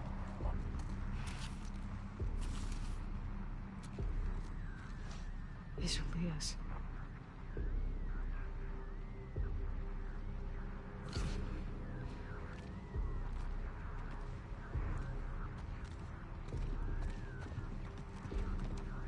So, here's a question that I know we're going to have here later on.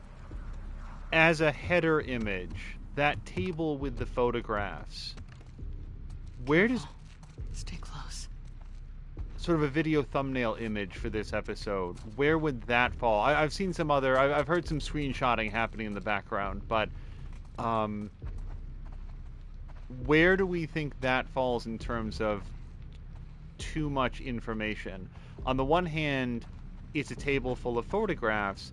I can assure you guys that the conversation that will be had here afterwards is, you know, will that... The pictures and the way that the people look, and maybe even what people can make out of the name scrolled on the Polaroids, if they're large enough, is that going to be too much?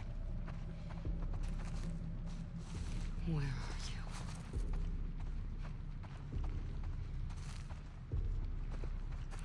I'm also not really looking forward to what comes next.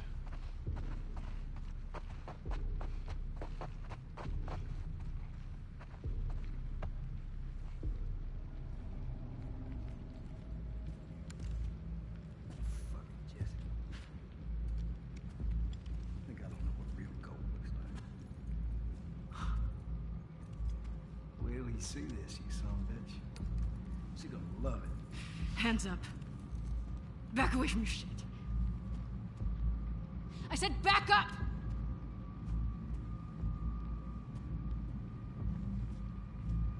You're making a big mistake. Don't fucking turn around.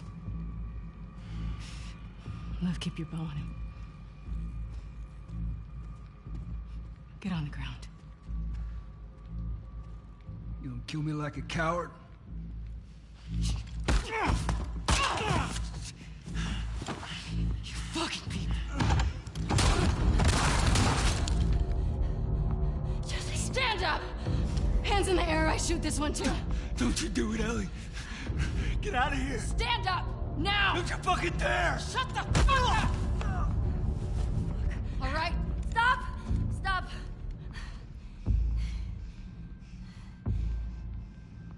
Toss your weapon. Toss your weapon! No. I know why you killed Joel.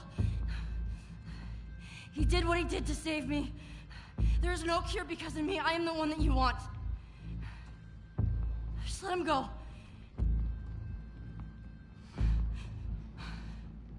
You killed my friends. We let you both live. And you wasted it. Wait! Get off of her! Stop me! Come on.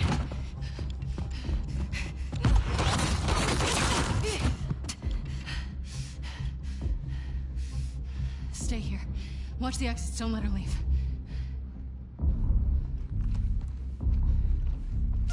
Oh boy. Fuck! Don't you fucking run!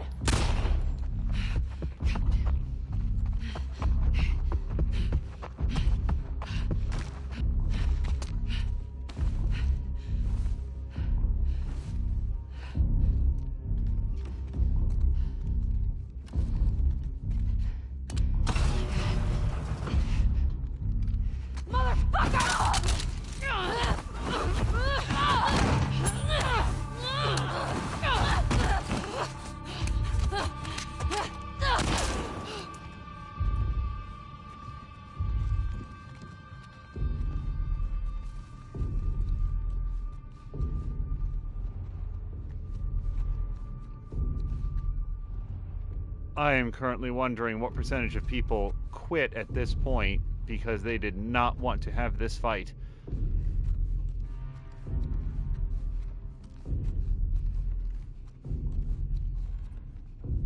Really? Full health? Okay.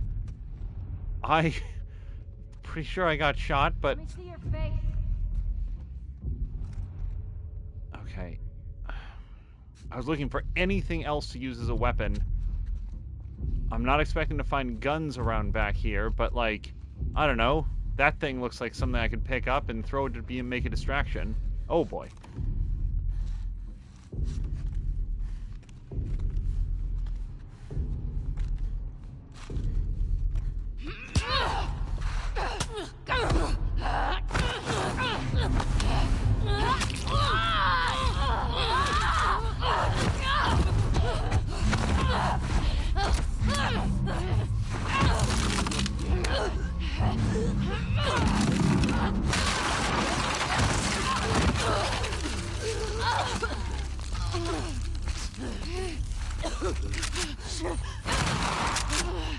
Motherfucker! Shit. There's a brick over there. I don't know how to get to it. Oh!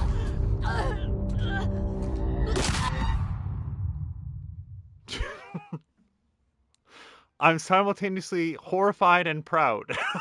Oh, God.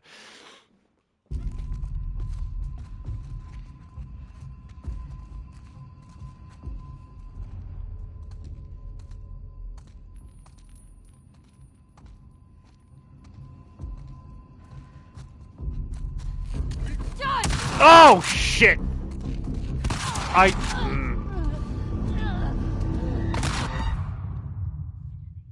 really tried to throw that brick.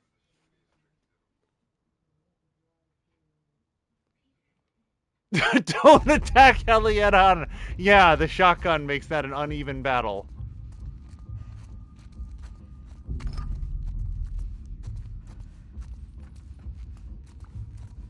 So now the question is, and don't kick those, do I want to hit her with the bottle or throw it to distract her and then run up behind her? And that's not a question that I want an answer to. It's what I'm weighing in my head. I feel like hitting her with the bottle is the better choice. Because that... Get out here, you fucking coward! is no fun.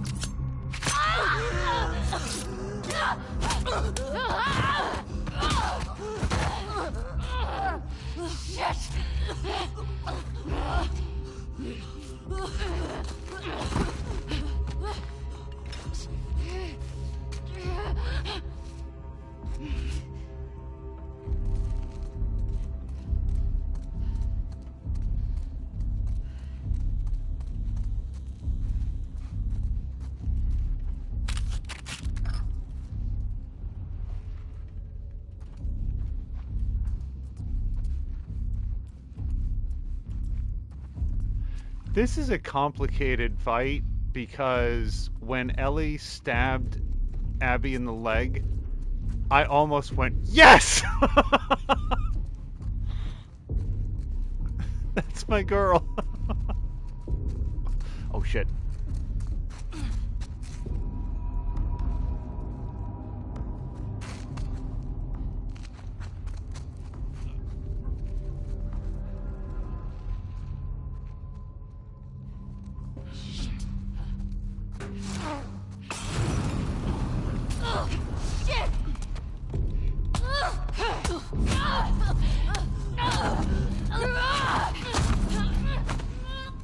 Oh!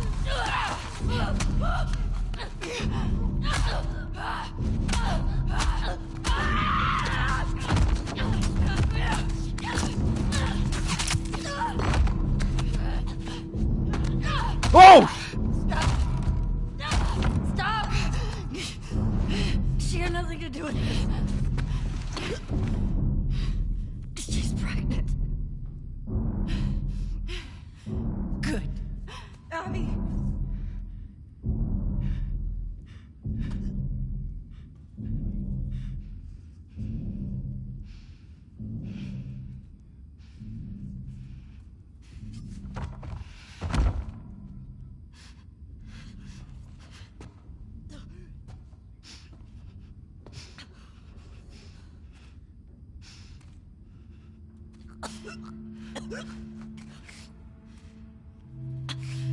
Don't ever let me see you again.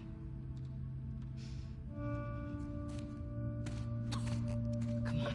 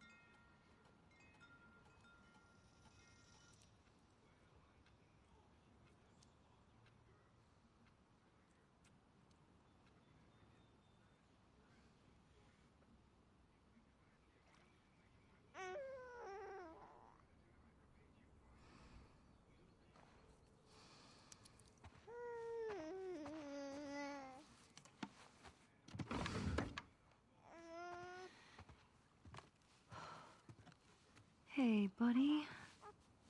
What's wrong? I got you. Yeah, it's okay. We're good.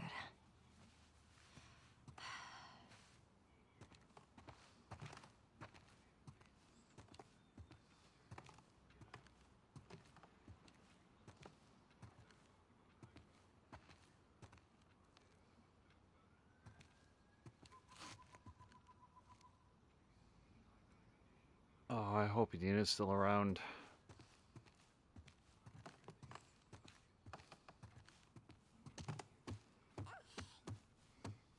Dina! I'm in the kitchen! Oh, what's up, you little goobers? Hey. Thanks for doing the dishes. You can thank me by putting on some music. Yeah, I'll see what I can do. I went over to the refrigerator. I thought maybe the baby was hungry. Some chili. How about some tunes?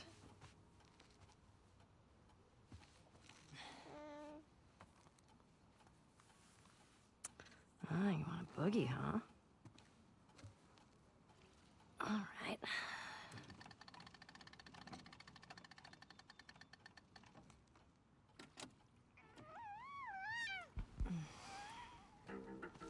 Oh, fuck yeah! I love this song. Your mom is very easy to please. I'm with you. My bar is very low. Boy, as tonal shifts go, like I know that we're picking up a year and a half maybe after. I'm trying to gauge based on the age of baby Cutums here.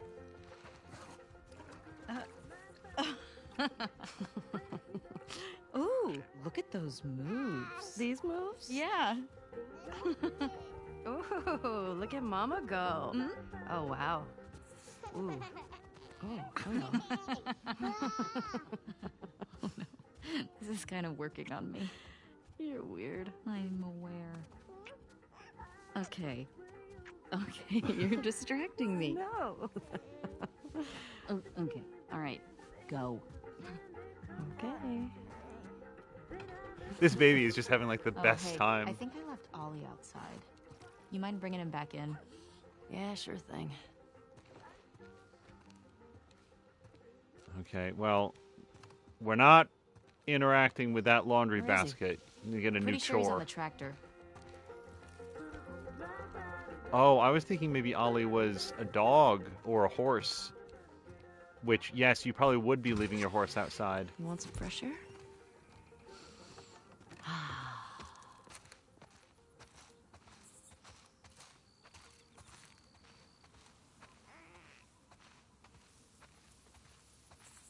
Sam Leonard thinks the baby's about 6 months old. Force is saying the laundry basket is unassailable. Yeah, it's basically like the fudge in a game. It looks delicious, but you're not allowed to partake. Hey, Ollie. Oh, What are you doing out here? this is Ollie. Complete with rag elephant physics. Hang on, buddy. Yeah, here we go. It's pretty, right? It's so You know pretty. I'm gonna teach you how to play guitar. I'm concerned this is a I'm a dream hamburger. sequence. And you're not pooping your pants all the time. It's alright. Everybody does it.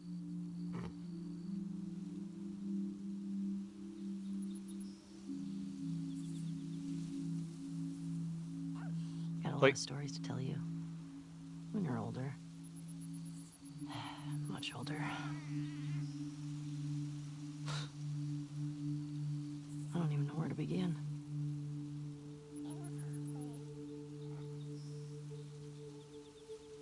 It's more a question of what to skip.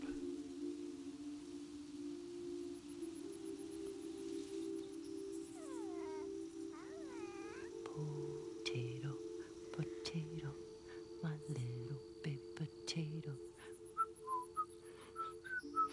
My potato, my potato, my little buddy potato. What a big boy. Yeah, that's my buddy.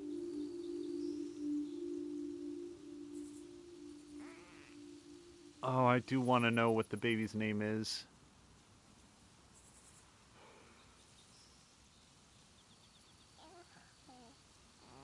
All right, little Spud. We should go check on Mama.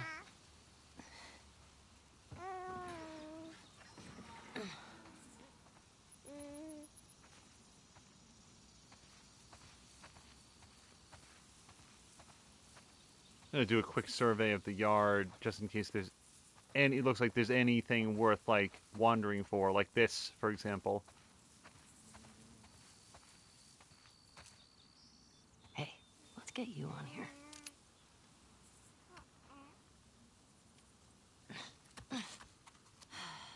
Okay. I have predictions on what JJ stands for. There. Now it's official.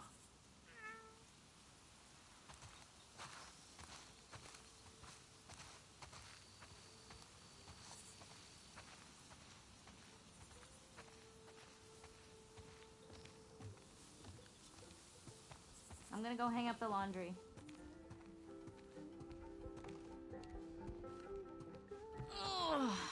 Oh, my back. You got that? Yeah, I got it.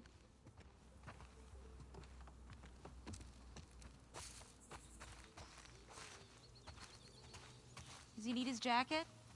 He's fine.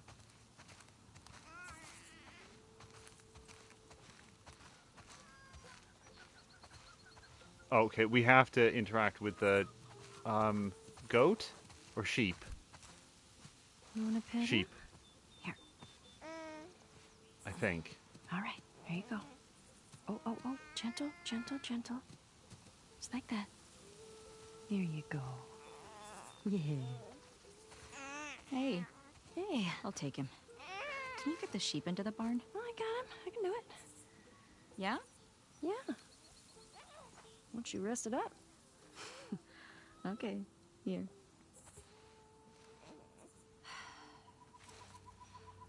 Come on. Put you in there.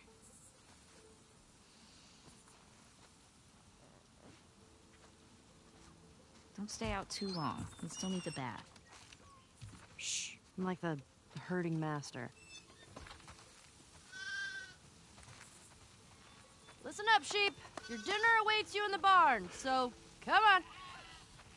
Snowy, barn time. Daisy, head on in. She's the sheep master and the brick master. Or at least in our playthrough, she officially has both That's a lot of titles. sheep. How many do you think that is? Let's count. 1, 2. Better stop, because I'm getting sleepy. I was about to say, if she keeps going, she's going to fall asleep Eugene? right in the spot. Hey, hey, inside, inside.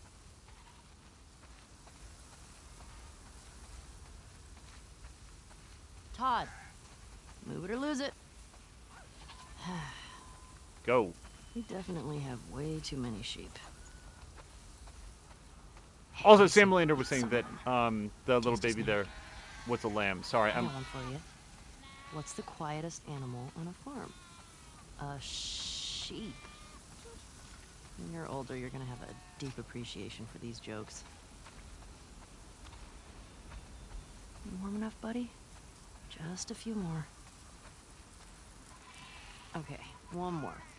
What do you get when you cross an angry sheep and a mad cow? An animal that's in a bad mood. Yeah. Mama likes that one too. I can't close the pen yet. I think we're short sheep. Or I was standing on the wrong side of it. But the sheep all seem to be inside. They're not wandering back out. I don't see any others unless one of them is lurking in that tall grass with a knife. So just come around to this side. Oh, now we can. But I do have to be on this side. Okay, guys, we'll see you tomorrow.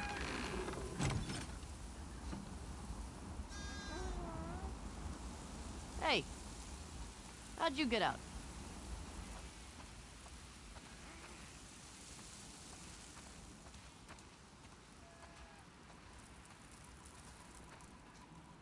Come on, little dude.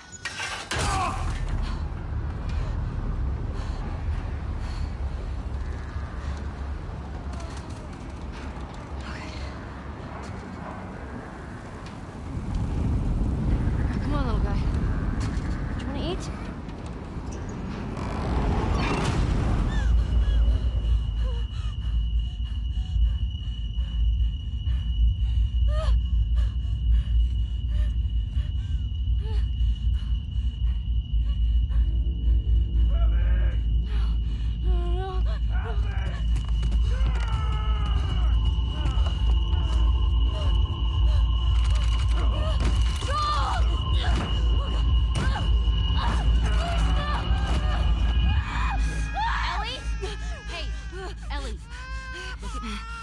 You're home.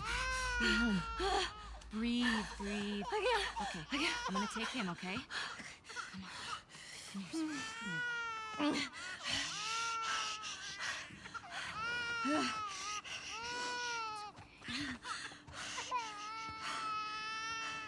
Sorry. I don't know what... I was just bringing in the... It's okay. Here we go. It's okay. Hey. Oh, man.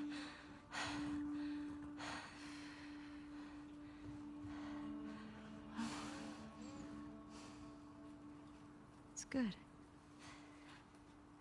Haven't had any excitement in a while. Hmm?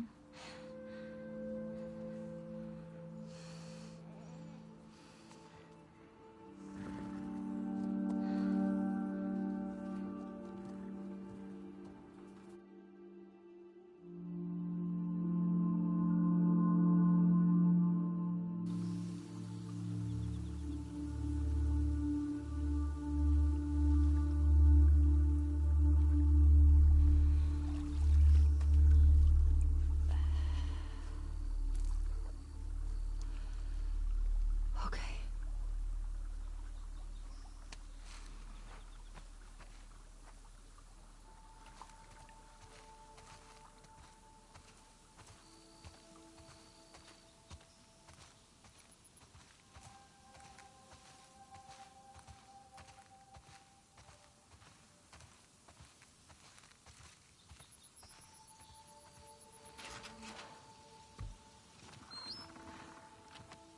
I am reading chat. At issue is I feel like there's a lot happening right now, so we'll run through things as we go.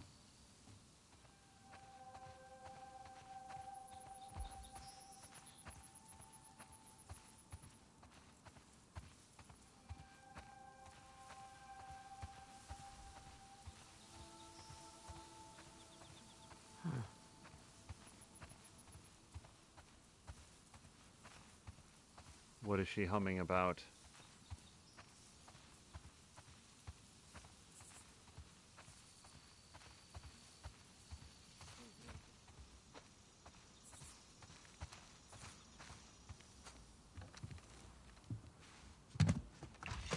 Hey, where you been? Hunting. Took a little longer than I thought.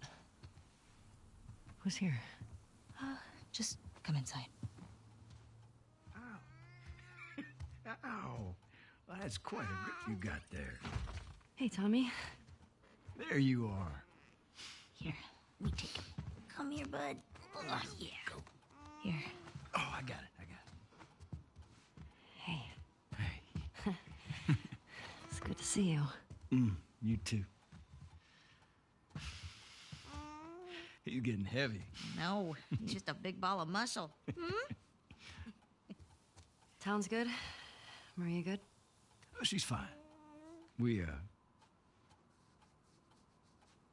taking some time apart. Sorry. Nah. We talked about it a lot, and yeah, it's what we both want, so. Okay. Oh, come sit. I got something to show you.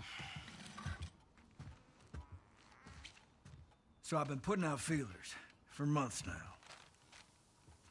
And this new guy heard my story. He told me about a woman that he traded with while he was moving through California. Described her as built like an ox, traveling with a kid with scars across his face. He said they're living along this coast in a beach sailboat right here. That's gotta be her.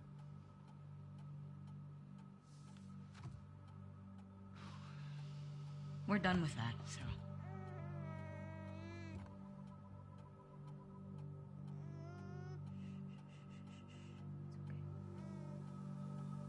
I'm sorry.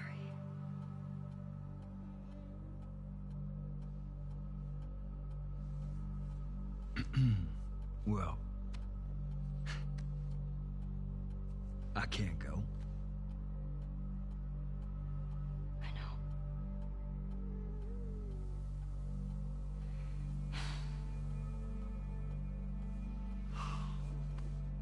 All right.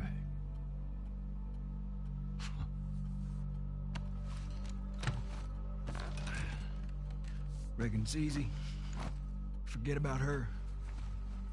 You sitting all comfy way out here? Hey, I'll make her pay. Tommy. That's what you said when we got back to Jackson. Tommy.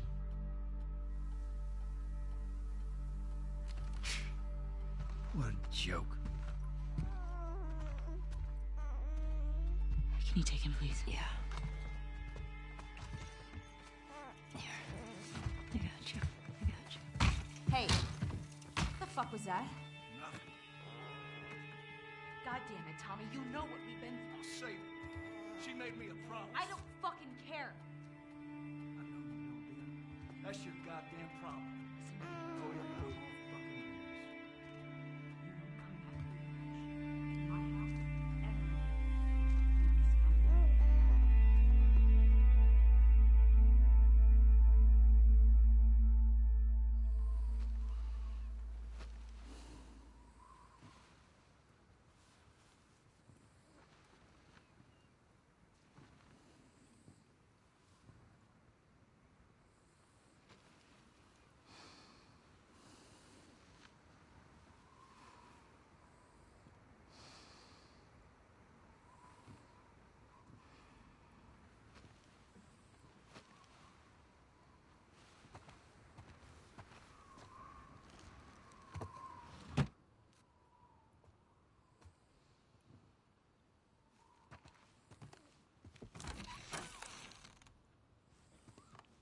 I do not. Okay, we'll talk about it soon.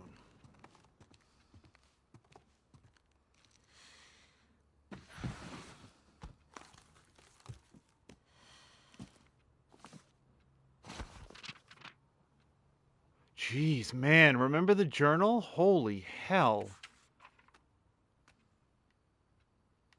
Okay, so this is as far back as we can go.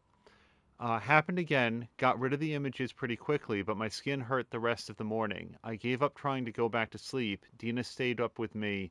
When will this stop? And then we got these drawings. I don't know how Dina talks so easily about Jesse. She tells JJ all about him. She thinks it'd be good for me to talk about Joel, to get it out, I assume. When she says that it makes the memory sound like food poisoning, when she says that, it makes the memory sound like food poisoning. I don't want to talk about it. It's just going to hurt, and I think once I'd start, I wouldn't be able to stop. I took JJ on a ride today. He laughed the whole time. I almost didn't think about Seattle all day. It was nice. Jesse's parents came out today. It was nice at first. They're good people, but then they started pushing us to move back to Jackson. I couldn't handle it and left for the woods. I didn't come back until late at night. Dina stayed up for me. I could tell she was mad, but she grabbed my hand and led me to bed. I feel so guilty. It happened again. I was hunting this boar and I'd cornered it in this old gas station. It was bleeding out, screaming, sounded like him. Then I couldn't get the images out of my head. I left it there dying. My skin hurts. I assume that's when does it get quiet? There was supposed to... Time was supposed to distinguish the desire. Haunted by your smiles... We'll probably just read this. When does it get quiet? Time was supposed to extinguish the desire. Haunted by your smiles, the mask keeps getting heavier. 1 step forward, 2 steps back. There's a noose around my neck, and the further I get, it's harder and harder to breathe. Can I find a way to cut the cord? I've been waiting for dawn, but the light is all gone. I don't know if I'm already blind. Can I leave it all behind? Hello to Captain Dingus, who says that they love this game. I believe we are in the sort of closing section here.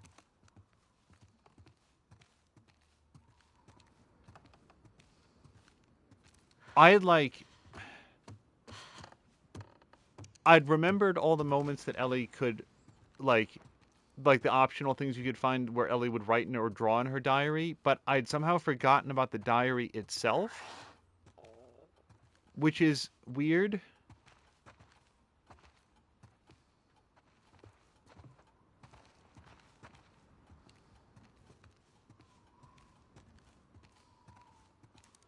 We'll see about going outside. I don't know if Ellie... Hey, does their refrigerator work? Do you think they have electricity here? I guess they could, if they're close enough to Jackson that the power lines still run out from that hydroelectric dam. I'm suddenly trying to remember if we saw electric lights earlier, if they were all like gas stoves, gas ovens. Kerosene lamps is the word I'm looking for.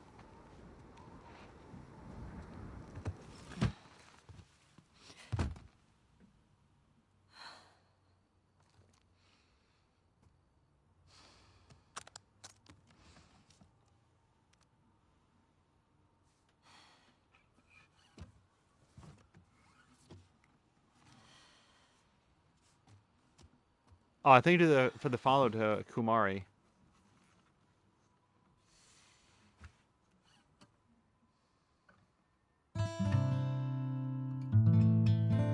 Oh, whoops. Sorry, I should have been doing this.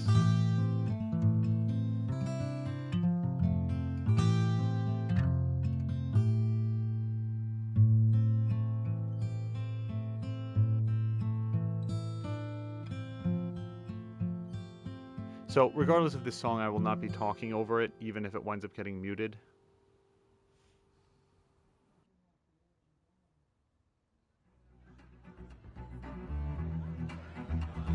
I woke up in the morning about 9:30. The hacks in the buggy standing on the right. Jensen gangbangers standing around, picking little city to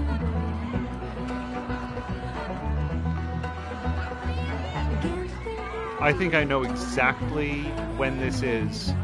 This is the night, maybe I shouldn't predict it, but this is the night before everything started.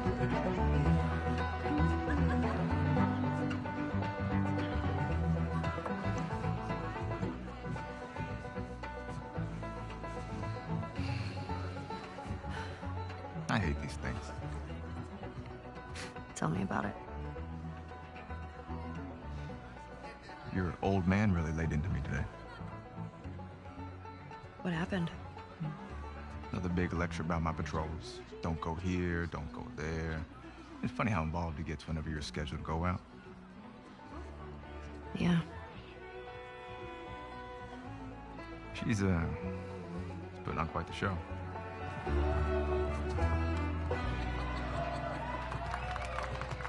I give you guys 2 weeks until you're back together. Not gonna happen. She, say something to you? Make it 1 week. Ellie! Hey! What took you so long? Well, I'm here, aren't I? Dina? Jesse. Hey, don't forget, we're heading out early, so get some rest. Yes, sir. You're such a dick. Come on. Why don't you start with me? Okay, I have a very serious question for you. How bad do I smell? Like a hot pile of garbage? Oh. Okay. Oh. How about that? Gross. You love it.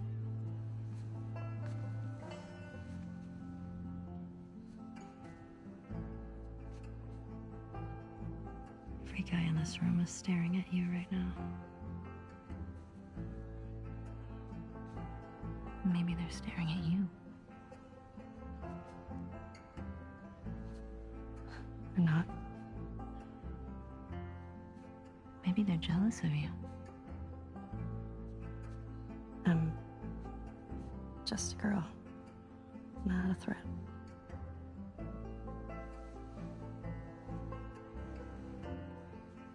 Oh, Ellie. I think they should be terrified of you.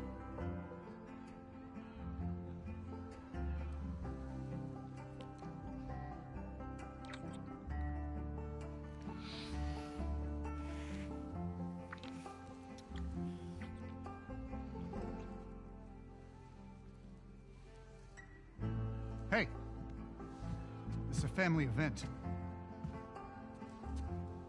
Sorry. Sorry. Remember next time there's kids around. Yeah, like you're setting such a great example. Oh, just what this town needs. Another loudmouth dyke. The fuck did you just say? Ellie, Ellie, don't. Get the hell out of here. Get your hands off me. Hey! Enough. Come on, you. Let's go for a walk. What about them? You worry about yourself. Let's get you some fresh air. You all right, kiddo? What is wrong with you? He had no right. And you do? I don't need your fucking help, Joel.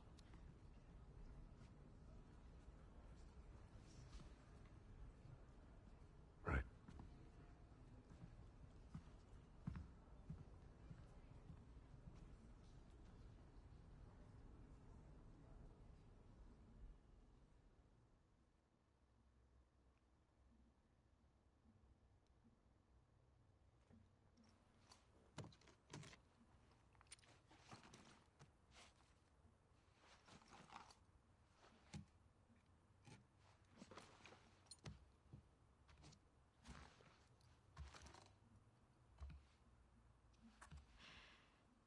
Hey.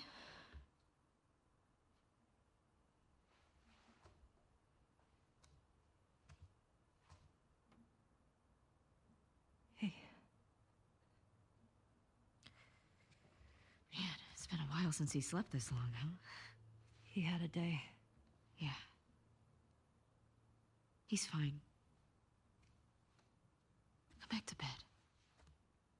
We'll talk about it in the morning, okay? I have to finish it.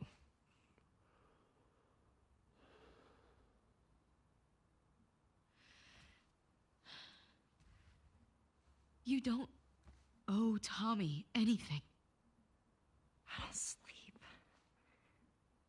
I don't eat. I'm not like you, Dina. What? You think this is easy? For you and for him, I deal with it. I love you. Prove it. Stay.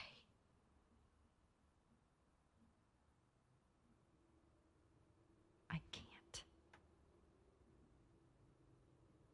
So what? I'm just supposed to sit here and wait for you? For God knows how long, just thinking you're fucking dead the entire time? I don't plan on dying. Yeah, well, neither did Jesse. Or Joel. Hey, stop. Hey, come on. We've got a family. She doesn't get to be more important than that.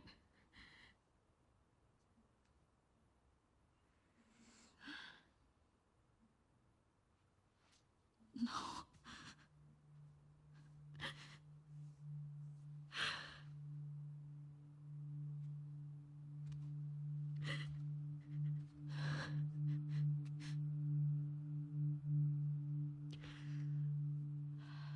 I'm not gonna do this again.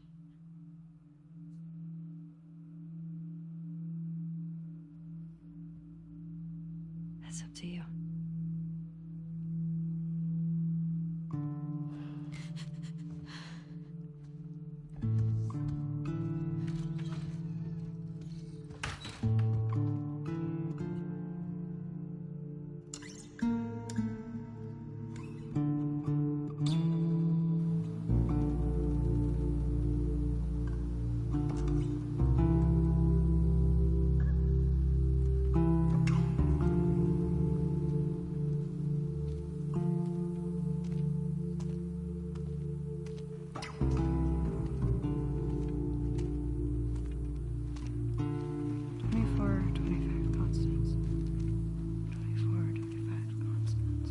Constance.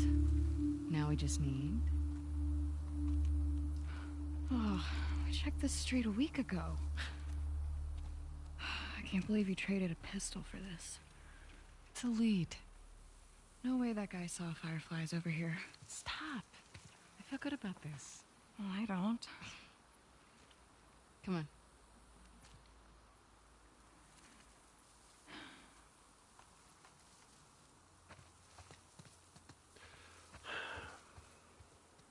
2410. It's not gonna be on that side. It's all evens. 2409. So Okay. 2425 should be that way? Yeah.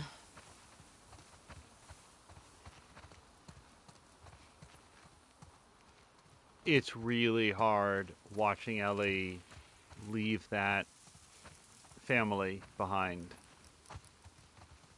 2417. Getting warmer. I hope not. I'm sweating already. You're such a goober. Hey, something's out there.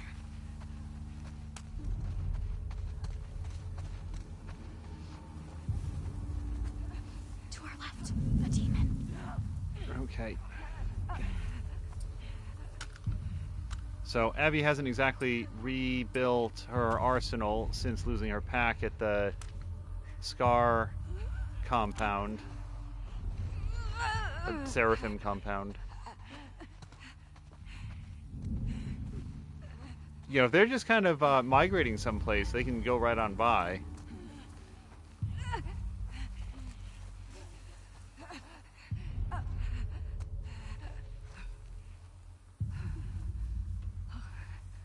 I did not think to look. Does she have shivs?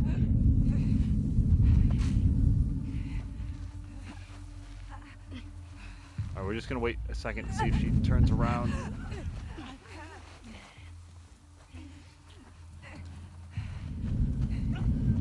Okay, this doesn't look like it's gonna work out in my favor. Get ready!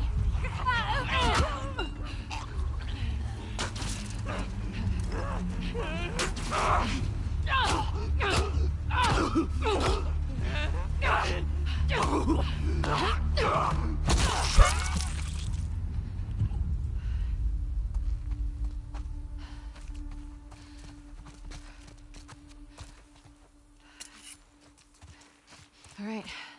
We're good. Maybe. Oh boy.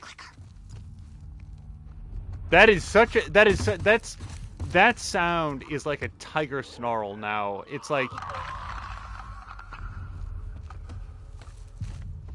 all right, do I have I don't need to craft a health kit, at least not yet.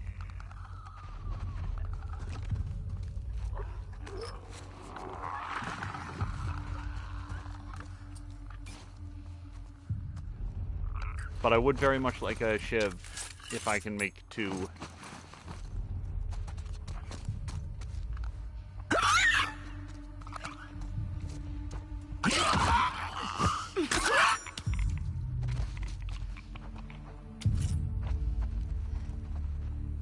All quiet now. Good. We will I knew get something was out there. Yes, you did. Keep your guard up. Let's go back to finding that house. 2425. Attaboy. Okay, yep.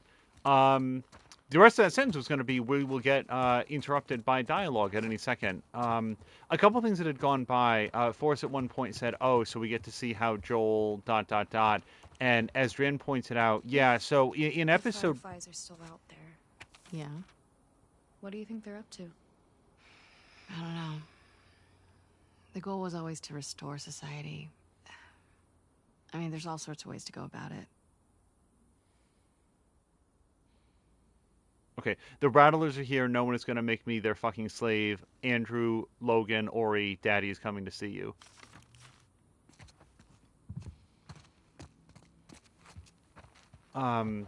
Seems like a strange place to find a resistance group. We had all sorts of outposts. Big and small. Best way to hide from the army.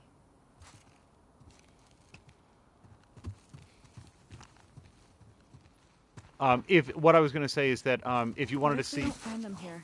Okay, for 5 seconds, everyone. If you wanted to see the full scene that Ellie has been flashing back to, that actually happened in episode 1 of this playthrough, which is up in the playlist. But yeah, as Drienne said, we did get some clarity onto exactly what happened with Joel. I don't know that I recommend going back for it, but it will bring you some closure in terms of like exactly what Ellie's seen going through. Assuming all the leads dry up, what would you like to do? I don't know. Leave this place? Okay. And where would we go? West. See what's out there. It's nothing but ocean. And past it? Other countries, I guess. You want to do that? Why not? Good question. Let's wear graffiti. Does that mean fireflies? No. Nothing I recognize, at least. Well, Ellie, let's put 1 and 1 together with the letter that you just found. What do you want to do for dinner tonight? Well, we've got those lobsters I caught yesterday. I don't see any numbers. Yeah. This has to be it. Right? Sure.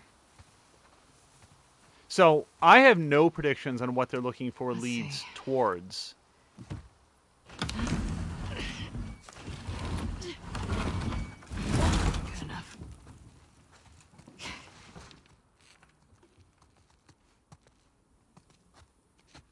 They don't seem to be starving for food or anything like that. Also, they traded a gun for this information, so they're not starving for weapons or ammo, you would think. So what do we think that they're looking for leads on? This looks abandoned. Like all the other houses. Keep searching.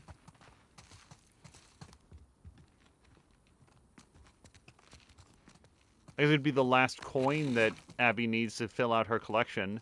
But then again, why would some random trader know where that was? I'm trying to pick up this bottle. There we go.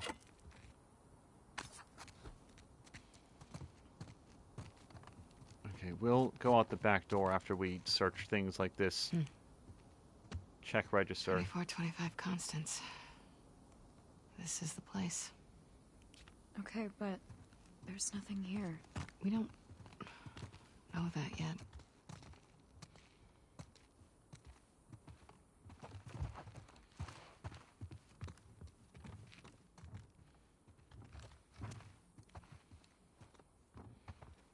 They painted the indoors to look like the outdoors, but plants don't look like that. It's more like a child's dream version of the outdoors. In the old world, it'd be common for them to decorate kids' rooms like this. My dad painted a colorful jungle for me. Oh. Yara would have loved that. I bet she would have. Also, I can't remember if I've said this yet, but I like the fact that Abby is sunburned, and I only just now noticed that Lev's hair is grown in the interceding. So here's how I'm guessing about the time, and somebody, it might have been Samalander, guessed about 6 months for JJ, that JJ's about 6 months old. Dina was not like showing that I remember. Oh, wait, hold on. We've got... I just want to look at this. Calder and Colin and... I can't make out the other name. Calder?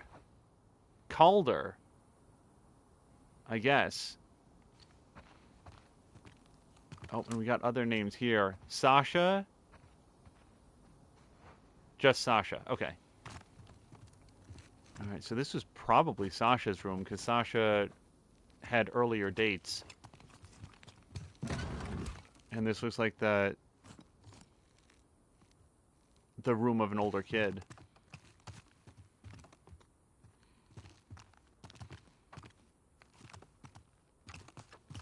Oh, so we're imagining sufficient time that Dina brought JJ to term, and now AJ's been born and is a bouncing baby toddler.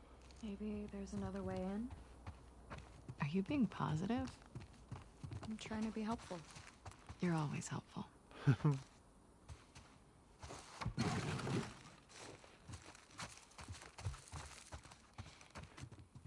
In this brief moment of silence, we talked briefly about how Lev is going to process the death of his mother and how much responsibility he might feel for that, when I think the lesson from that should in fact be that he did everything he conceivably could to try to save her, and it seems like something that might have led to a lot of regrets down the line. The death of Yara is something different, because Yara wouldn't have been there if not for Lev, and if not for the fact that Lev had gone back, and I feel like that would weigh very, very heavily on him. So I'm glad to see that he seems to be doing well, given everything that's happened. Everything's empty. Yeah, that's the vibe I'm getting. Okay, well, not entirely empty. We've got some stuff. Oops.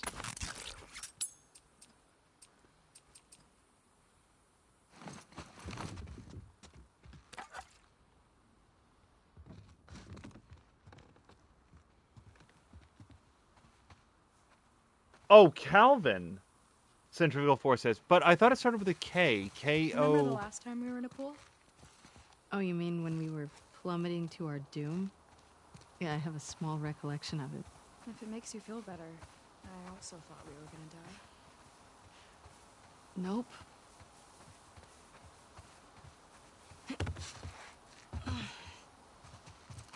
Nada.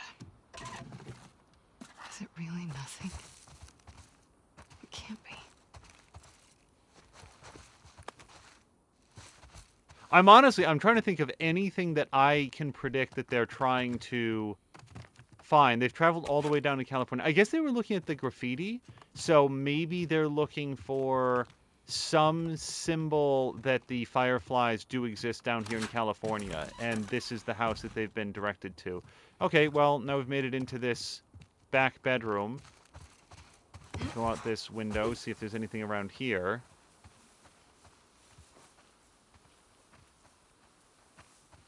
Thank you for the follow to Winds of the Weird as well.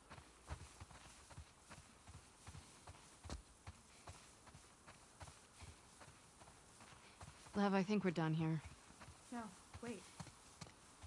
In here. You find something?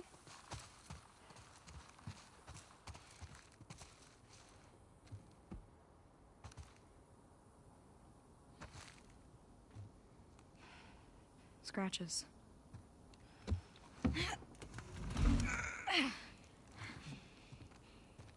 Scooch.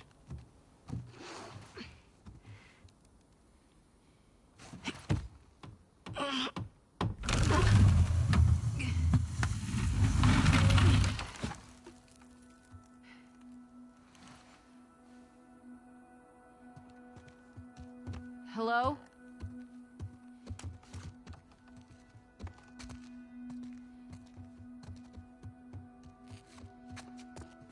Hold on, let me listen real quick. It doesn't seem like a clicker would have pulled that thing shut, but... Since anyone's been here. Unfortunately, I have to agree with you.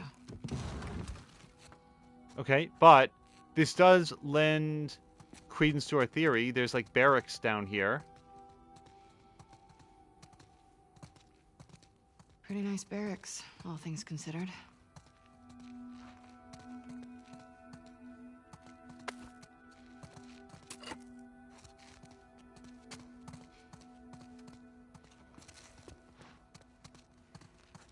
Yeah, well, this used to be a base for somebody. They had power down here. Look around. Moo is asking, how exactly would you pull that tremendously heavy bookshelf closed behind you? I bet Abby could find a way. Solar. Oh.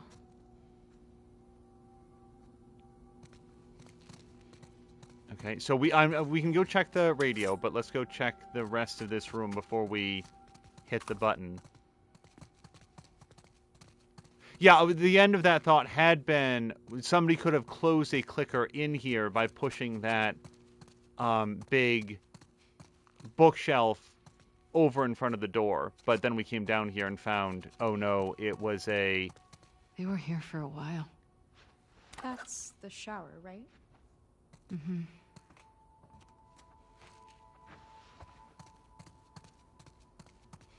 All right, let's check this now.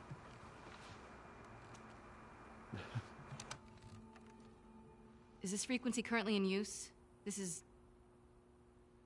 Do you see a call sign anywhere? Oh, what? It's a short list of numbers and letters.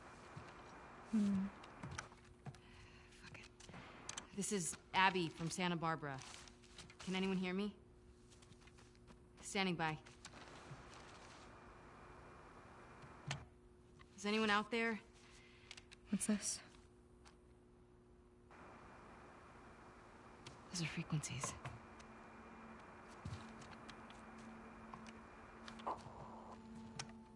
Is this frequency currently in use? This is Abby from Santa Barbara. Is anyone out there? Are these other Firefly outposts? I don't know. Can anyone hear me? Hello?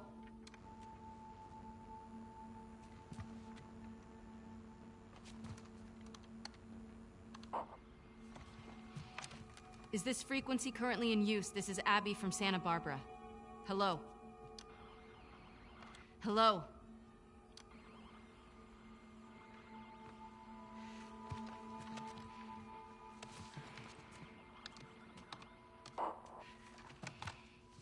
Is this frequency currently in use? Hello, this is Abby from Santa Barbara. Can anyone hear me? If anyone can hear me, please reply. Please answer.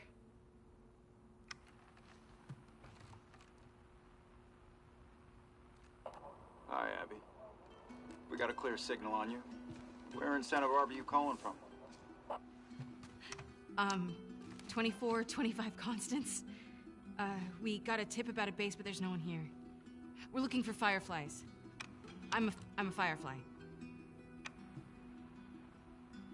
Where were you stationed? I was part of the Salt Lake outpost. Who ran that facility? Dr. Jerry Anderson. He was my dad. Well, how about that? We pulled everyone back from the satellite stations and brought them back here to home base. How many of you are there? We're about 200 strong now, with a few more every month. Owen was right. You're about to get 2 more. How do we find you? Get to Catalina Island. Approach the large domed building in Avalon. We'll find you. Okay. Okay, we'll see you soon. Over and out. Looking forward to it. Good luck, Abby from Santa Barbara. Over and out. Come on, let's get back to the sailboat.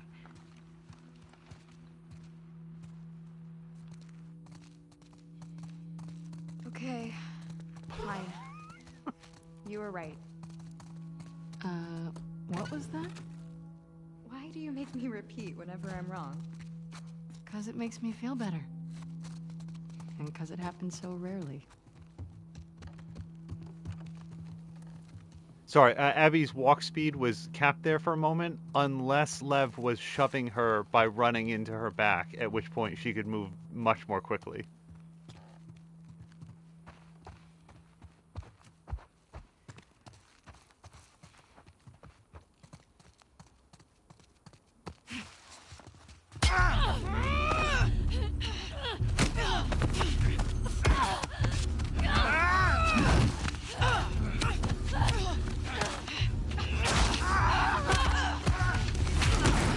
Jesus Christ!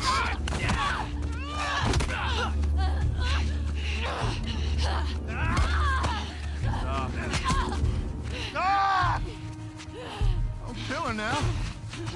Tie her up.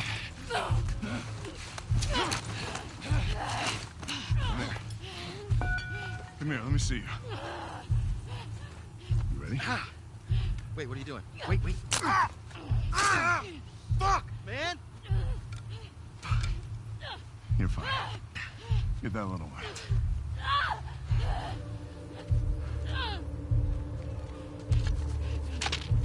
Don't you fucking touch him!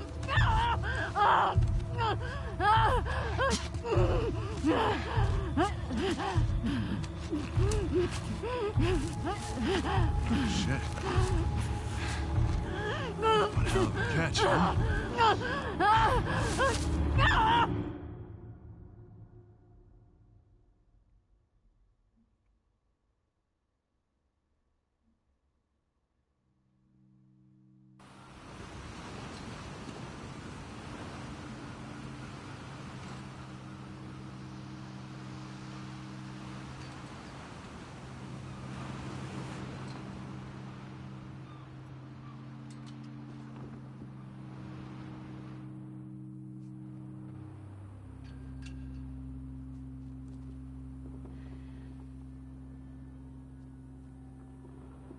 Where did you go from here?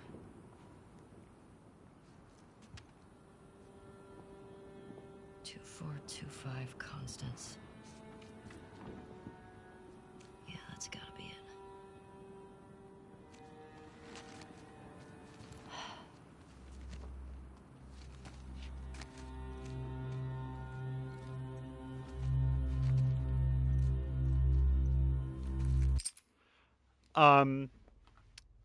So I think we're gonna have to call the episode here. There's always that concern anytime you're streaming a long series that someday you'll come back. I don't remember if I mentioned this in the past, but someday you'll come back and like you will start an episode 5 minutes from credits. But I'm gonna go on record as I don't think that this rescue/murder operation is gonna be done in 15 or 20 minutes. And I feel like this is actually a really good cliffhanger to go out on because I can't wait to see more, and I would expect to be back for the next episode. Dren is saying it may not be super long for the next stream, but also not 5 minutes. Yeah, there's been times when I felt like we're closing in on an ending, and I'll say, hey, chat, plus or minus 1 hour, do you think? We did that for Alien Isolation and got good advice that, no, you've got plenty of road left ahead. So we came back for another episode, and that's what we'll do here at this point. There was a lot to go over. I'm going to start with Abby and Lev escaping from the island because... First of all, one thing that I talked about earlier, death comes super fast in this, and it's really effective for setting up tension because you never know. You never know when the camera might pan over and a gunshot just catches someone square. I don't think that I'm alone in every once in a while something will happen and you're like your eyes just don't process it properly. And that's what happened for me with Isaac and Yara. I suspect that if I look back at the VOD after this, it will be abundantly clear what happened. But due to the energy of the moment, I just completely misread what I was looking at. And thank goodness that we had chat here to set me straight, because otherwise I was feeling very confused as to what all had gone down there. But yeah, Yara, I can imagine people playing this and coming away with the complaint that, like, I don't want to say that death is cheap. Like, that wouldn't be an effective criticism, but like, sometimes it's so quick and you are forced to move past it so quickly that I could see people interpreting it as perfunctory, and instead what I read it at is it's just the world that they're living in. I mean, there was going to be a cost to going back to that island, and right when I thought that the cost was going to be Lev grappling with the fact that his decision wound up in the death of their mother, it turned out that we doubled down on that and Yara didn't make it out, but as Drienne said, went out a hero. And I feel like we didn't get enough time with Yara, and that's not that we got too much time with Lev. Yara was an impressive young woman, and I'm sorry to see her go because you never know where it's going to go. So I was sort of wondering to myself, are we going to get The Last of Us Part 3 with Yara and Lev? At least 50% of that is still on the table, I guess, but I'm not feeling real good about anybody's chances to make it out of this, ultimately. Then there was the whole escape sequence, which was very, very well done. There was only one point at which I was just pushing straight up in the wrong direction. It's like I was trying to get the horse to go over to the left, and the horse wanted to go over to the right, and the horse was correct. So fortunately, the horse was better at escaping the flaming village than I was. Aside from that, I thought that it was extremely well done. Got some shots off on the riders, but it was I feel like I moved through a lot of that section very slowly, but that's because there was this giant firefight happening up around. And one thing that I didn't know I was concerned about happening was having both the Seraphites and the wolves say, wait, there's our shared enemy. Everyone go get Abby. We'll settle this whole island invasion in a moment, but let's go after Abby. If I can just say something at least briefly about Alien Isolation kind of set me up for that, because in that game everyone would set aside their various differences to just go after my character, and I was like, okay, let me move through this very, very slowly, try to take out enemies quietly and try to work my way around the edges of this battle. It probably wound up taking longer than it needed to, but that was my thought on that. And then we got back to the aquarium. And as soon as they arrived, I said, okay, I know what night this is. And we went inside, and then we proceeded on to the theater. And no matter what I say here, prepare for more talk about this over credits, because everything about that sequence, we've talked in the past about, there reaches a point in the game where it doesn't matter what happens next. What you have gone through already is sufficient to say, this is fantastic. This is a masterpiece. I can't wait to finish this. I mean, I'm not looking forward to being done with it, but I am looking forward to the point where I'm finished this and I can look back at some of the criticism. And I don't just mean against the voice actors and the things that are patently on their face ridiculous, but I've seen from other people, who are generally more reasoned, that this game is... I had the sense that people felt like it went too far, it was exploitative, and maybe we'll reach that. But that sequence in the theater, you didn't hear it, because I was very focused on what I was doing. But I want to say again that when Abby was strangling Ellie to death, and I started to wonder, do I have to be pushing square right now? Should I be not pressing square? Because I'm doing what Abby would do. It's not what I want to have happen, and this is starting to feel like a snuff film. And Ellie pulled out her knife and wedged it into Abby's leg, and I went, yes! Yes! Yes! Awesome! You didn't hear that, but that was internally my reaction. I was so happy for her. That's it, Ellie. Dig deep. You can do this. And then I immediately transitioned back to trying to get her, because that's what this story has done.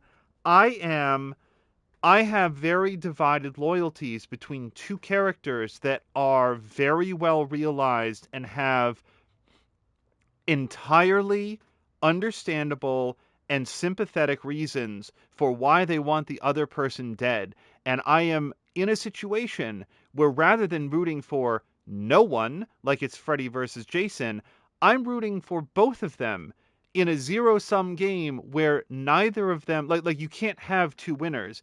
And then, I was arriving at that theater with additional information. I saw this question go by. I don't know that I'll be able to scroll back far enough, but I think it was either Force or Samalander or somebody asked, did we see Lev in the corner when the first time we saw Jesse get shot and Ellie was being held at gunpoint?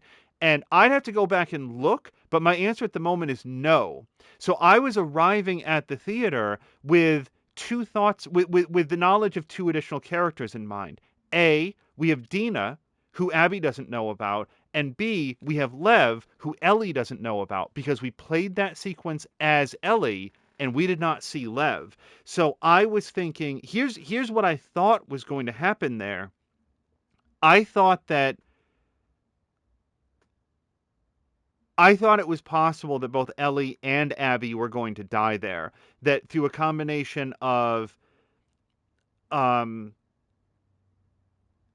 Abby realizing that this had gone far enough, and I wasn't sure how it was going to work out, but I thought it was at least possible that Ellie was going to kill Abby, Lev would kill Ellie. You know, I thought that there was going to be like additional interference, and what we got was much more surprising and much more brutal. That part where Abby was smashing Dina's face into the floor was I don't even have a word for it. I mean, that was because we know Dina's pregnant. We care a lot about Dina because we've been on this road. Dina has been very reluctant to... Dina doesn't engage in a lot of violence, I think is what I'm getting at. And for that, I thought she was dead. I thought she was going to die right there. And then when Ellie is stunned, she's in shock. You have to imagine that some of the bones in her face are broken. And what does she say? She says, "Stop. She had nothing to do with this. She's pregnant." Ellie doesn't beg for her own life. Ellie begs for Dina's life. Ellie doesn't say a word to save herself, but she's willing to speak up to save Dina. And that was a very powerful moment, followed almost instantly by Abby saying, in response to the fact that she's pregnant, saying good. And I swear to God, I'm going to live with the memory of her drawing that knife across Dina's neck and just getting this arterial spray, because I was, I turned away, and then Lev said stop. I'm sort of just recounting the cutscene right now because, like I said, there was so much happening, and then it's when Lev says stop that's enough. And why is that enough? Because at this point in Abby's journey, Abby went all the way to Jackson or Jacksonville, I don't know which, and got Joel, and it didn't bring her any peace at all. And then she had an opportunity to save Lev and Yara, did, and then she was able to sleep. As angry as Abby is, Abby has learned the lesson that so far Ellie hasn't, or maybe can't, that this vengeance is not going to bring her peace. Abby killed everyone she knows and has left her alone, and still what Abby needs to do is leave. She actually went there to finish it, not necessarily to kill them, but to make sure that they were done. And she shot Jesse in what appeared to be a reflex shot, and she's a very good killer. She shot Tommy in, I guess, the leg. He's limping very badly. I thought she shot him in the shoulder, whatever. I have to go back and look at that. And she brought Dina and Ellie to the precipice of death and said, "I don't ever want to see you again." And it was Lev that brought her out of her murder rage, and then she was able to leave. And she left, and she walked out. And by God, you want Ellie to learn that lesson. Like, when the whole farm scene, I was like, I thought when Ellie sat on the tractor with JJ, I thought, when I press back, it's going to cut to black and we're going to get credits. And that's going to be it. That Ellie found peace at last on the farm, living with Dina and JJ. And that's not what's happened. And I very much agree with what Drienne said much earlier now. Oh, Ellie, killing Abby is not going to cure your PSTD. And she hasn't been as deep as Abby has. She hasn't gotten what she thought she wanted. And she still thinks that if she can get this closure, that'll bring her peace. And it's not. And I don't know that we can engage in any sort of predictions on what happens next, but it'll be interesting to see for sure. The only other thought that I have, and then we'll scroll back in chat, and I'll just let you guys know, there's been a lot of conversation, and I've been looking over at it from time to time as I've just been talking about. I'm not going to be able to scroll back far enough at this point. The one other thing is, so I never watched a trailer or anything else, but I do know that at E3 a couple years ago, they did a whole thing at the Sony press conference. It was one of Sony's less good press conferences where they sort of like stopped their press conference partway through and then walked a whole bunch of the journalists into a large room with that exact light sequence, and then they brought out a person who started playing guitar, and then they showed a trailer for The Last of Us Part 2, and as soon as we realized what it was, we both immediately stopped watching. But that particular decoration of lights was the only in-game thing that I knew was a thing. I knew that there was a room with that, and I knew that there was a dance that occurred. And that's everything that I knew. And that sequence had not happened in the game up until this point. And now, at long last, we recognize it. And as soon as it started, I was like, this is the night that we hear about at the beginning of the adventure. The adventure. It sounds like it sounds like a rip-roaring time, doesn't it? At the beginning of the main story, when Abby and Dina... so many names they start with all of the vowels.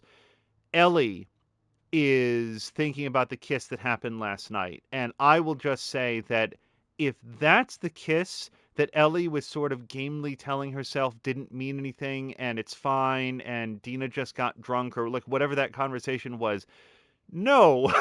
Like now that I've seen it, oh dear heart. You two are like super into each other. So now that I've seen it, it puts that very first modern day scene into a very different perspective of like Jesse coming up to the door, and I continue to miss Jesse. Jesse was a good dude and was very, I'm trying to think of what the word is. Just very easygoing, very ready to accept that not everything works out. And yeah, things weren't going to work out between him and Dina. And also kind of grumbling about Joel. Oh. And there was one other thing. And this hit really hard. And I wanted to make sure that we got back to it. And again, be prepared to hear about this over credits. As far as I can remember right now, the last thing that Ellie ever said to Joel was, "I don't need your fucking help, Joel."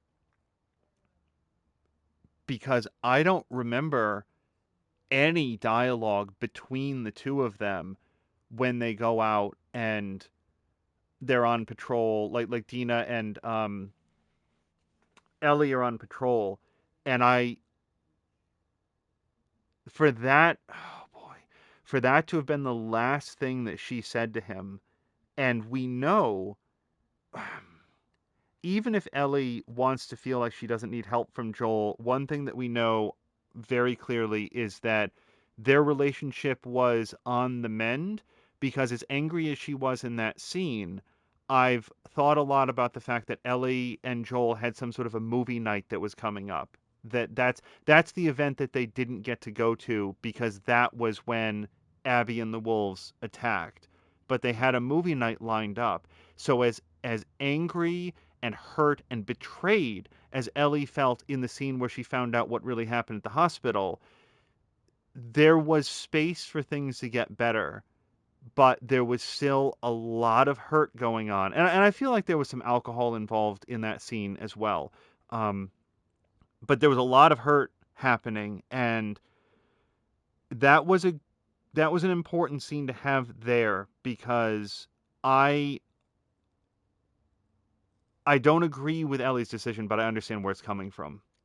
That she must feel horrific that was the last thing that she said to someone who was, for many intents and purposes, her father, who took care of her and took her across the country. And there's a lot there. And for that to have been the last thing, sorry, that hit real hard. So I think that's everything that isn't like super obvious, that now Abby was looking for the Fireflies, and now she got caught by the Rattlers. Like, let's all like put together the letter and the graffiti and so forth. And isn't it interesting that, as far as I can tell, Ellie is now going to go on a quest to find Abby and find herself in a de facto rescue mission so that she can get to Abby with the ultimate goal, at least the immediate goal, of killing her. And I would like to believe that in the act of getting her out and maybe getting to know Lev, she won't kill Abby. I don't know. It's as with the theater scene, interesting how we are bringing these two characters together from their different perspectives, because that the farmhouse scene was super nice. It was so nicely lit that when I said that I thought it was a dream sequence, I thought that it might cut back and like this was a delusion that Ellie was having while still bleeding out in the basement floor or something. Like I was waiting for a turn. I was waiting for, like, this is too perfect. But it turned out that it was nothing so cheap. It was Ellie is putting on the mask of happiness, and she isn't sleeping, isn't eating, cannot get over what happened. And oh God, I wanted her to set it aside. I wanted her to set it aside so badly, because like it's like we will talk over credits about what this game is about, but among other things, this violence is not going to bring you happiness. It's not going to make it better. There has to be a point at which it's set aside. And Ellie was close to that at one point when she said, so Abby just gets to live. And Tommy said, yeah, Tommy was going home, but now Tommy's injuries and anger and failure have festered in a way that have driven him apart from Maria. And now vengeance is the only thing that he has. And it's sad. Anyway, that's a lot to try to go over, but boy, this was a big episode, wasn't it? So let me try to scroll back some. There'll be way too much to address in totality, but let me just see if there's anything that we can address. Drienne was saying of that scene, poor Dina. As Moo says,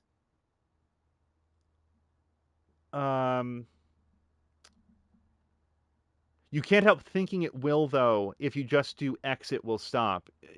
Yeah, I mean, there is that desperation, also the guilt trip. Like as if, now we know that Ellie was probably feeling very, very guilty about the last thing that she said to Joel.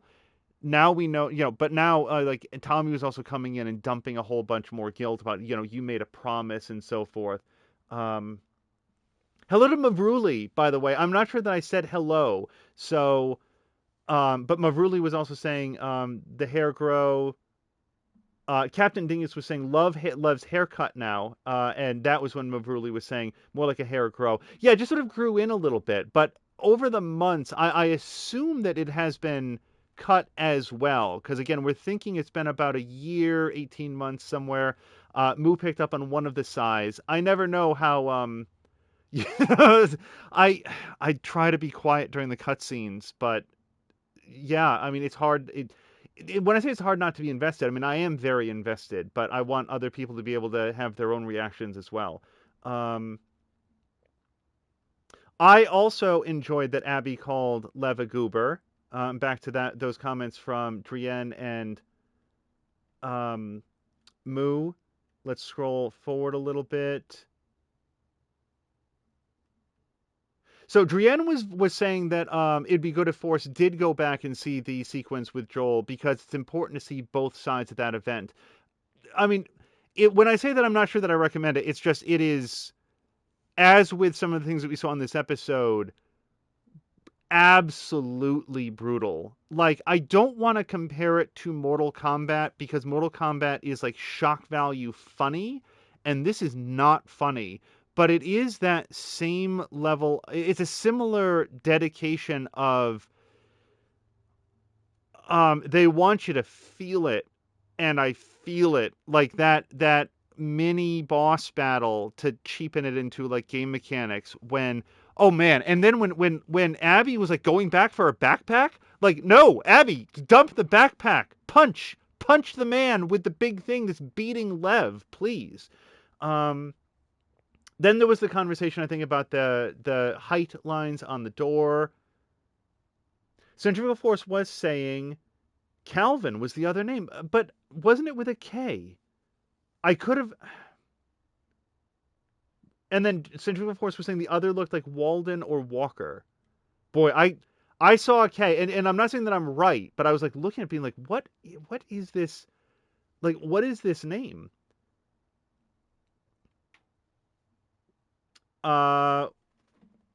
Winds of the Weird was saying Santa Barbara, Abby, and Lev are adorable. I mean, really, Abby and Lev are always adorable. They did such a great job of humanizing Abby, not only through like the weird failed relationship between her and Owen, and if you guys are just joining, very much anti-Owen on this side of the microphone. But also through Abby's interactions with both Yara and Lev. That is, it gives so many opportunities for Abby to care about people and to talk and banter with them. And it fills her out so much more as a human. Like, I found her likable enough when she was like hanging out at the base and everybody knew who she was and so forth. But this is like non-professional Abby, I guess.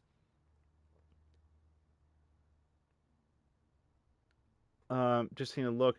Big Sur, says Captain Dingus, visited that place when they were 18 and a senior in high school. Cool place. Drienna's agreeing it's lovely. So Drienna is actually from California and probably, like, has a much better sense for the geography where they are. Force was asking, does Abby know about Jacksonville? Yes, as Drienne says, Jackson County, I guess. But the answer is yes, that Abby went there to find Joel at the very beginning. If you are interested, Force, for episode 1 is pretty story directed. Like, there's not a lot of long action sequence and scrounging. It'd be, I think, a pretty trim watch, and a lot of stuff happens there that if you haven't seen it, I think would be pretty interesting. Force thought it interesting that they would believe anybody on the radio. They did a sort of a little like, oh, really? Who was the boss there at the Salt Lake City facility? Oh, we also discovered that her full name is Abby Anderson. Abigail Anderson. See, Abigail Anderson sounds a little bit more natural. Abby Anderson is really loading up on the A sounds there, which is fine, but I think we'll just continue to go with Abby. Or actually, you know what? I probably shouldn't make assumptions on that. Abby's father's last name was Anderson, which, as far as I remember, we're learning that for the first time. I don't remember that being covered earlier. He was just sort of Abby's dad. That's not necessarily her last name. She could have taken, like, her mom's last name or something. Also, Force was asking, when did the Fireflies get Dog the Bounty Hunter? I was also, like, I was thinking, like, is this a member of Duck Dynasty? I was trying to think of which AMC reality television show this this character was from. But Jesus Christ, that when he like laid Lev out by punching him into the garage door, so that was really, really, again, I don't have a lot of synonyms for brutal, it turns out, but Christ. Also, Winds of the Weird was saying that was or quoting when the Rattlers were saying, one hell of a catch. Yeah, there's no background meaning for that doesn't make it a hideous statement. That was when Drian was saying it may not be a super long stream last time. I have a feeling there's going to be a lot of conversation to talk about over credits. Like everybody, there'll just be a lot of deconstruction, some of which we've talked about, some of which I've been sort of deliberately not talking about. A, because if I'm wrong, I will sound foolish, but B, I just feel like it's important to talk about at the end. Dran is saying, I think of the violence. I think it isn't cheap shock value in this case. It was crucial because of the position it put Abby in with her former comrades. Yes, very much. So that was actually in comment about Yara. Captain Dingus said, shock value maybe. I don't believe that critique, but I've heard it said before. Right, and I very much agree with Drian. This game is shocking, but it is... The people that made this weren't doing it because they wanted people to throw popcorn in the air and go like, oh man, gross. Like that's sort of the Mortal Kombat of it all. This game is violent as a means to underscore the horrors of the journey that these two have gone on. And for me, so the fight against the guy who was attacking Lev, that was not with Ellie. And yet it was still in my mind when Ellie was living her best life on the farm and then is faced with a choice to go back out there. And I'm saying, for the love of God, don't go back out there. Herd the sheep. I hate to sound flippant about it, but live with the nightmares because that's living. You went out and did what you did. You got taken pity on, and you were allowed to go home and raise this baby. Do not throw that away. And here we are, still on the screen, where she is prepped to throw it away. It's a lot. So,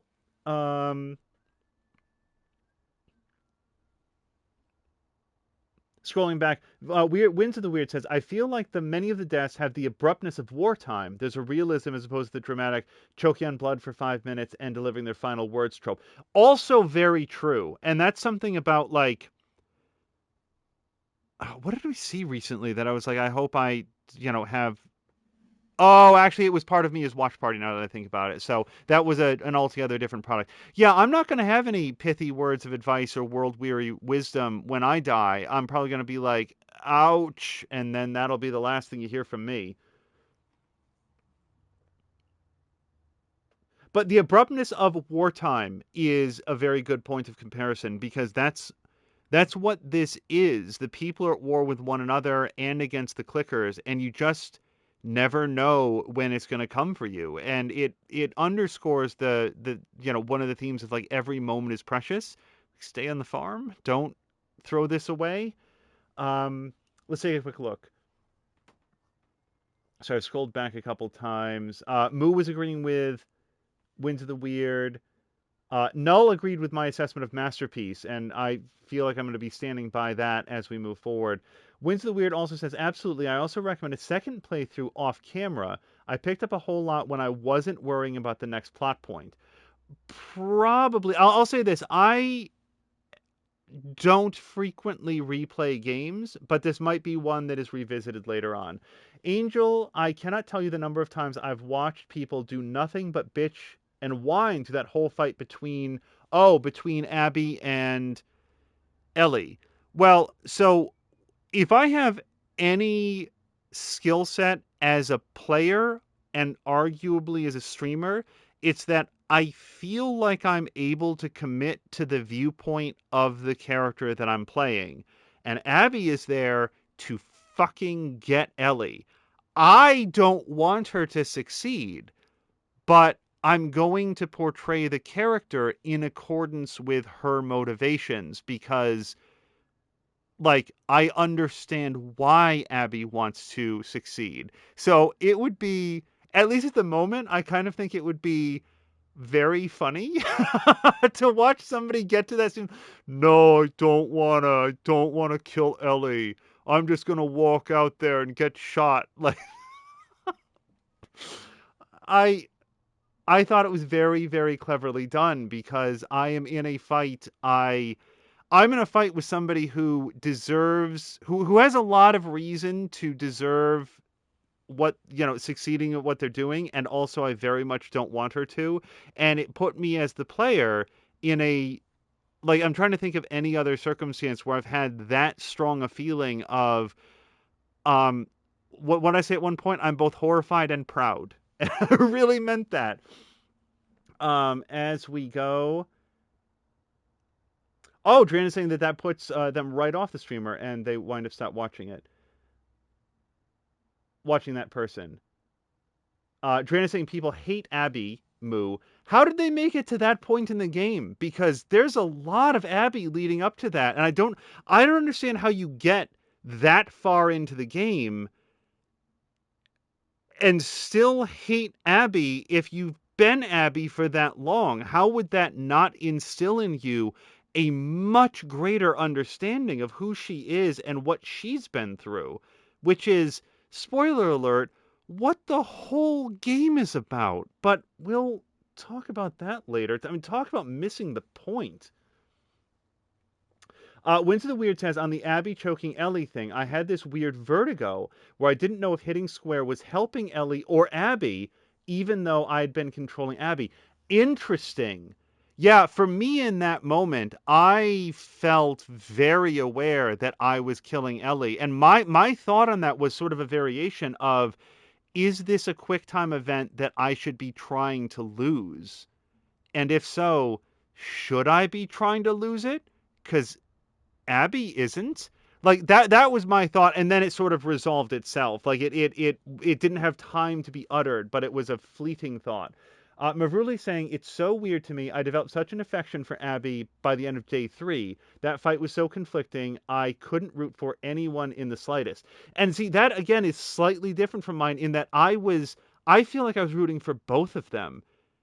And it, like, I simultaneously, like, the thing about that scene is that I couldn't root for them to hug it out and to come to a mutual understanding because they can't. Like, they can't. They are incapable of that in that moment.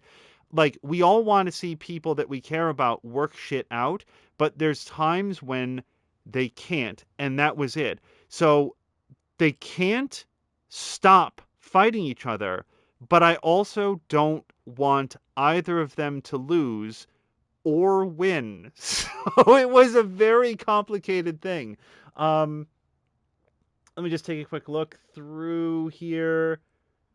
Dren liked Abby from the jump. I fell in love with the character when Lev and Yara became a part of her story. I like her interactions with Yara and Lev a lot. I'm trying to think. I feel like I started to like her before that, and I feel I liked her a lot when she was first playing catch with one of the dogs who may have been Alice. I don't remember. I think it was Alice. But there was something in her interactions, I think with Mel and friends, where she's so competent at what, you know what? Actually, I want to say, you know when it really was? Because I remember, and we had this conversation here. It was specifically when Abby needed to splint Yara's arm, and she knocked over a chair and kicked the leg off the chair so that she'd tie it on as a splint. That she made that use of a piece of furniture in that way, that naturally. Like, it wasn't like she was casting around for options. She found an option immediately and took advantage of it. And I want to say that was the moment where I was like my immediate reaction is, holy shit, Abby has like everything on lock. And then it was like, wait, but also she killed Joel. Like, it was the point at which I realized I am now firmly emotionally invested in this character and her well-being. I wasn't really dialed in on Yara and Lev yet, just because they were two strangers whose names I did not know. The arm injury was horrible, and I was looking at that arm and thinking to myself, that doesn't look like it's getting any circulation. I don't know that a splint is going to work, but I don't know anything about medicine. Force probably knew exactly what it was immediately. Abby didn't know either, so she splinted the arm, and said, you guys need to be gone by daybreak. But yeah, I wasn't super into their story yet. I was just like, Jesus Christ, Abby knows how to like make a splint out of a chair leg, which would probably take me 3 kicks to get off that chair, if not more. Anyway.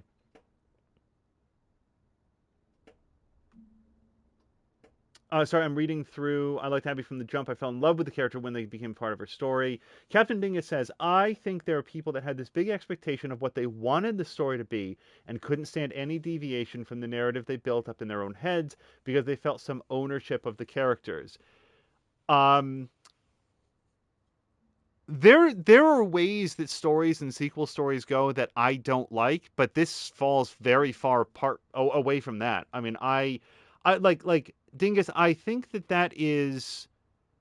I think you're probably very accurate on that. I don't want to call those people pathetic, except for the ones that were doing, like, the death threats and stuff. Like, if you came into this and you just found that the story was too far removed from what you had expected, yeah, that's mostly on you, I think, but there's also room for people to, like, just not like a story, and that's okay.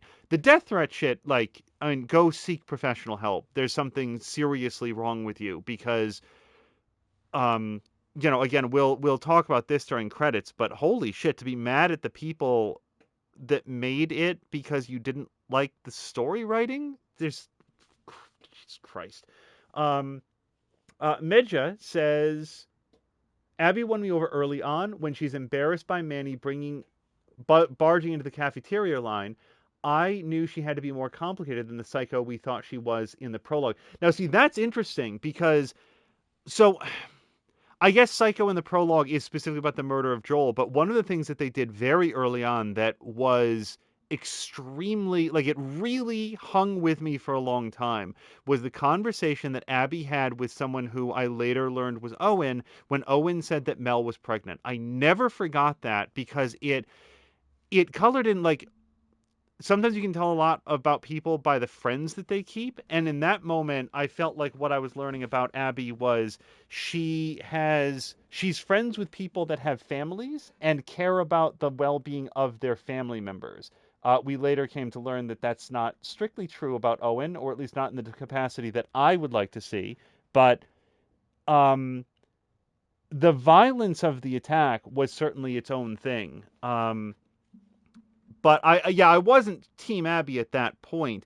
But I did get the sense that early that this is not a mindless psychopath because she appears to have relationships with people who are not mindless psychopaths. I sort of thought that maybe that was just going to be a big fake out and that these people are like super evil and it's just like, oh, but they also have kids. That's just being human. It turns out that no, it was much more. But yeah, the part where Abby was embarrassed about Manny cutting in line because Abby knows clearly that she can. She was choosing not to. And Manny was like, no, come on, we can. We deserve this. We're like the A-listers. And yeah, I'm much more on Abby's side about that.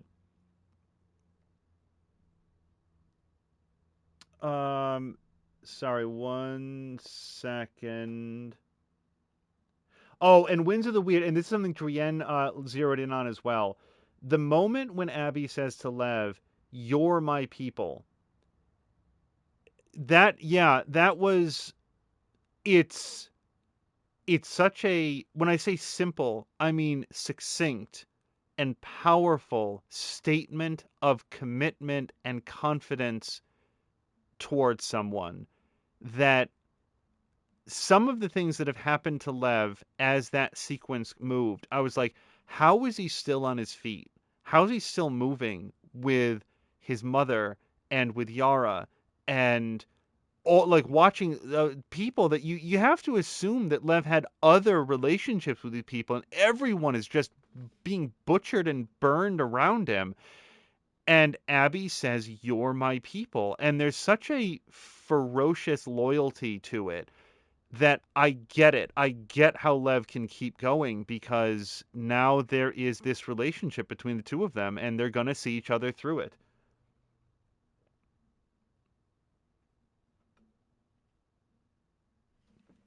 Oh, Sam Melander just got back at the end. Yep, we are just wrapping up. Dran said something very kind about the depth of discussion, and yeah, that like the game is worthy of it. You know, I don't know that we have like big long conversations at the end of a stream of Anno 1800, but that's also like.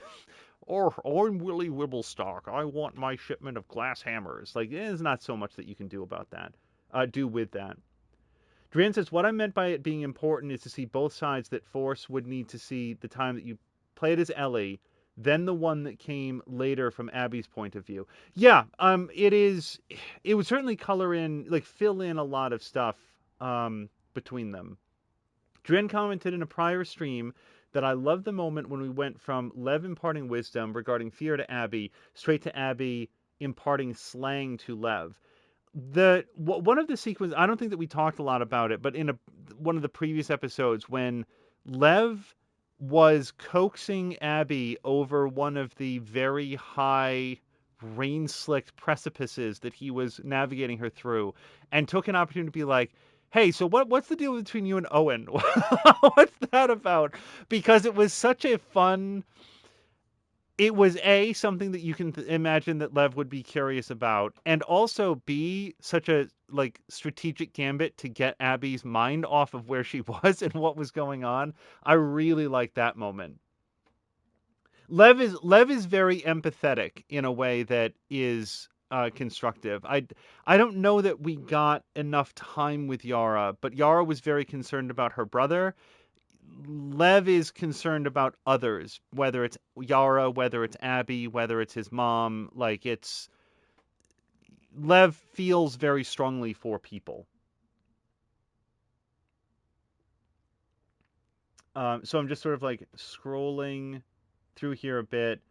Winds of the Weird says some people really resisted empathizing with Abby because they couldn't get over the fact that she killed Joel. Plus, there's a thick ribbon of misogyny in some of the discourse. Hopefully, I can continue. I don't know what to say to those people. I guess they're not welcome here to start with. I'm looking. I have avoided a lot of the discourse.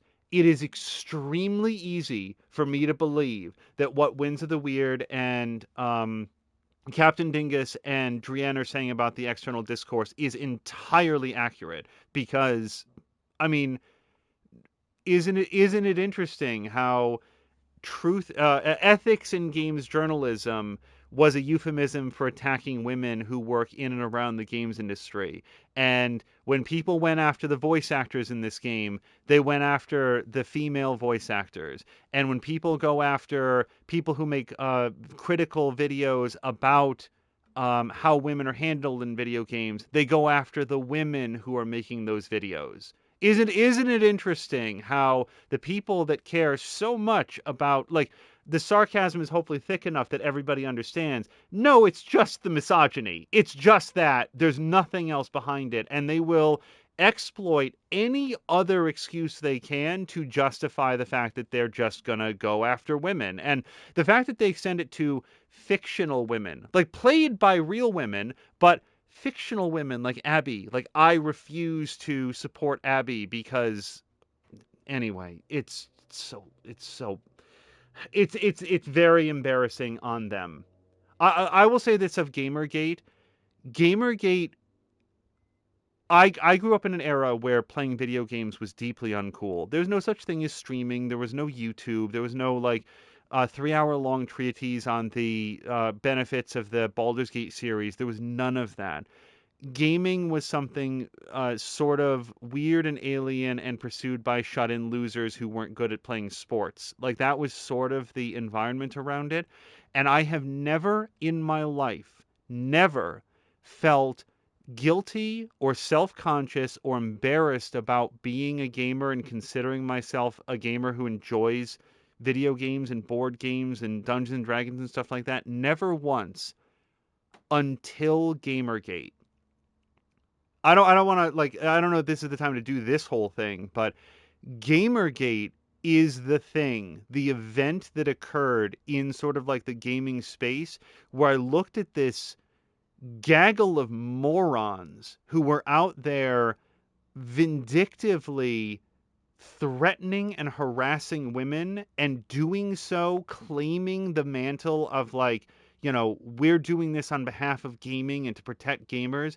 And I felt humiliated that I could share a hobby or be mistaken for one of those people. That's my statement on that. I mean, we'll move forward in chat, but that's when we talk about like misogyny against like video game creators and video game characters and so forth. That's where I fall on that. Winds of the Weird is also saying, I might go with Winds moving forward. That said, there's also a robust community of Abby stands on social media. This game, in a way, is a sociological experiment. It's almost an empathy test, and some people fail at it spectacular. Abby had me at Buff Bookworm. Yeah, she is reading something. I don't remember now what she was reading when we first like sort of reconnect with her, and she's like asleep in the library/bookstore.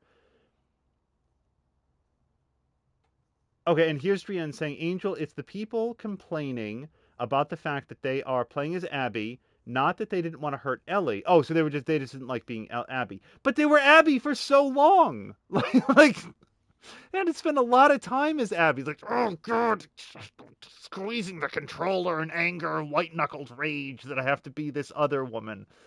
They aren't in the moment and upset that this is occurring between these two. They are raging because they hate Abby and are loath to do anything other than stand there and let Abby get killed. Sorry, that's still very funny to me. That's just, oh my God, the petulance. Okay, so Drienne does recognize the book, having, I think, worked or currently works in a library. I'm trying to remember, but our bookstore. When I saw that she had been reading City of Thieves, I was delighted. I'm going to have to look up more than that. Null says people are used to a story with a protagonist and an antagonist. They are not used to those roles flip-flopping where the antagonist becomes the protagonist and vice versa. Seems too much for some. If your view on storytelling is so narrow, if a person's like that, because when I say you, I mean like the platonic you, not you, Null, the person who believes that, I feel very sorry for you because, oh God, I want to use other examples in media where that's a thing, but it would be a spoiler for them. Suffice it to say that there was a horror movie. I mean, I guess technically it's a horror movie where that I felt was like very effectively accomplished, but I don't want to specify it. It communicates a very, very high level of narrative thinking and writing skill to have the confidence that you can get an audience to both empathize with and then against a particular character based on additional information that comes out. And yeah, anyway, we'll move on because I feel like the comparison points that I would make are too much of a spoiler for other movies and so forth. Carol Luna says, and after this, I think I'm one of them. Maybe not because I need it, but because this was so surprising. Wait, what specifically did Null say? Oh, it was also to Moo. Truth says Moo to Null. Some people need those clearly defined roles. I imagine Abby is having a whole class of jokes like Chuck Norris style. Abby just looked at the chair and it broke its own leg. It was certainly easily accomplished enough. Wins loves the... Pardon me. Hold on one second.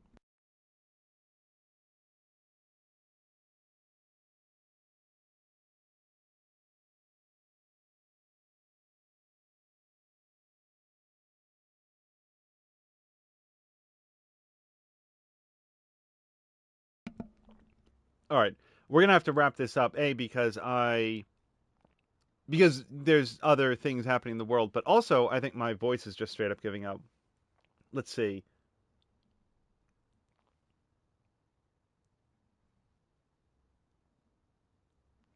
I'm just trying to find where I left off. Wins loves the ludicrously dangerous Sky Bridge. I think the writers were using it for a touch of dark comedy, literally Abby's worst nightmare. Also, yeah, my take on that is that the Seraphites really need to learn the benefits of floors and railings and like guidelines that you could maybe attach a carabiner to. Like, there's ways to make that not quite so lethal. I followed it closely since the game came out and can be really rough. Also, there's this claim that when the game was ruined due to woke pro LGBTQ SJW propaganda. Hopefully you Wins and anybody else who chose to follow today, Captain Dingus and so forth, are rapidly getting the sense that that will not be one of the criticisms that I levy at it. Sam Lander says, same Angel. Moo says, with regards to that claim, to borrow something Angel said earlier, it's flamethrower time. Thank you to the follow for Shadow 9120. City of Thieves is the book. Okay. Abby's a blast to play. It's like Joel without the arthritis, though her shoulder's clearly not doing so hot. Oh, wait, somebody was the author. David Benioff. I'll have to look into that. I've recently been reading a book called This Is How You Lose the Time War, and I don't think it's one that I will easily recommend to people because the structure is very, very unusual, and I struggle a bit with its lack of setting and characters. There are characters in it. It took a while for that to be apparent, but it's abstract in a lot of ways. It's a quick read. It has a very evocative writing style, and it very much captures the imagination with the sights and sounds and events that are described and how sort of like broadly they're portrayed. But this is not going to be, I don't know, I'm not done with it yet, but I don't know why I got off on that, but that's the book that I've been reading recently. Okay, we'll move on because there's other books being read, but we'll skip ahead here a little bit. Anyway, I guess I was thinking that I might look into City of Thieves after finishing the current book. Drian ran a bookstore, two for years. They've also read and enjoyed that book. It was the best job that Drian has ever had, and Kara Luna says, when you say break a leg to a chair, har har har, says Moo.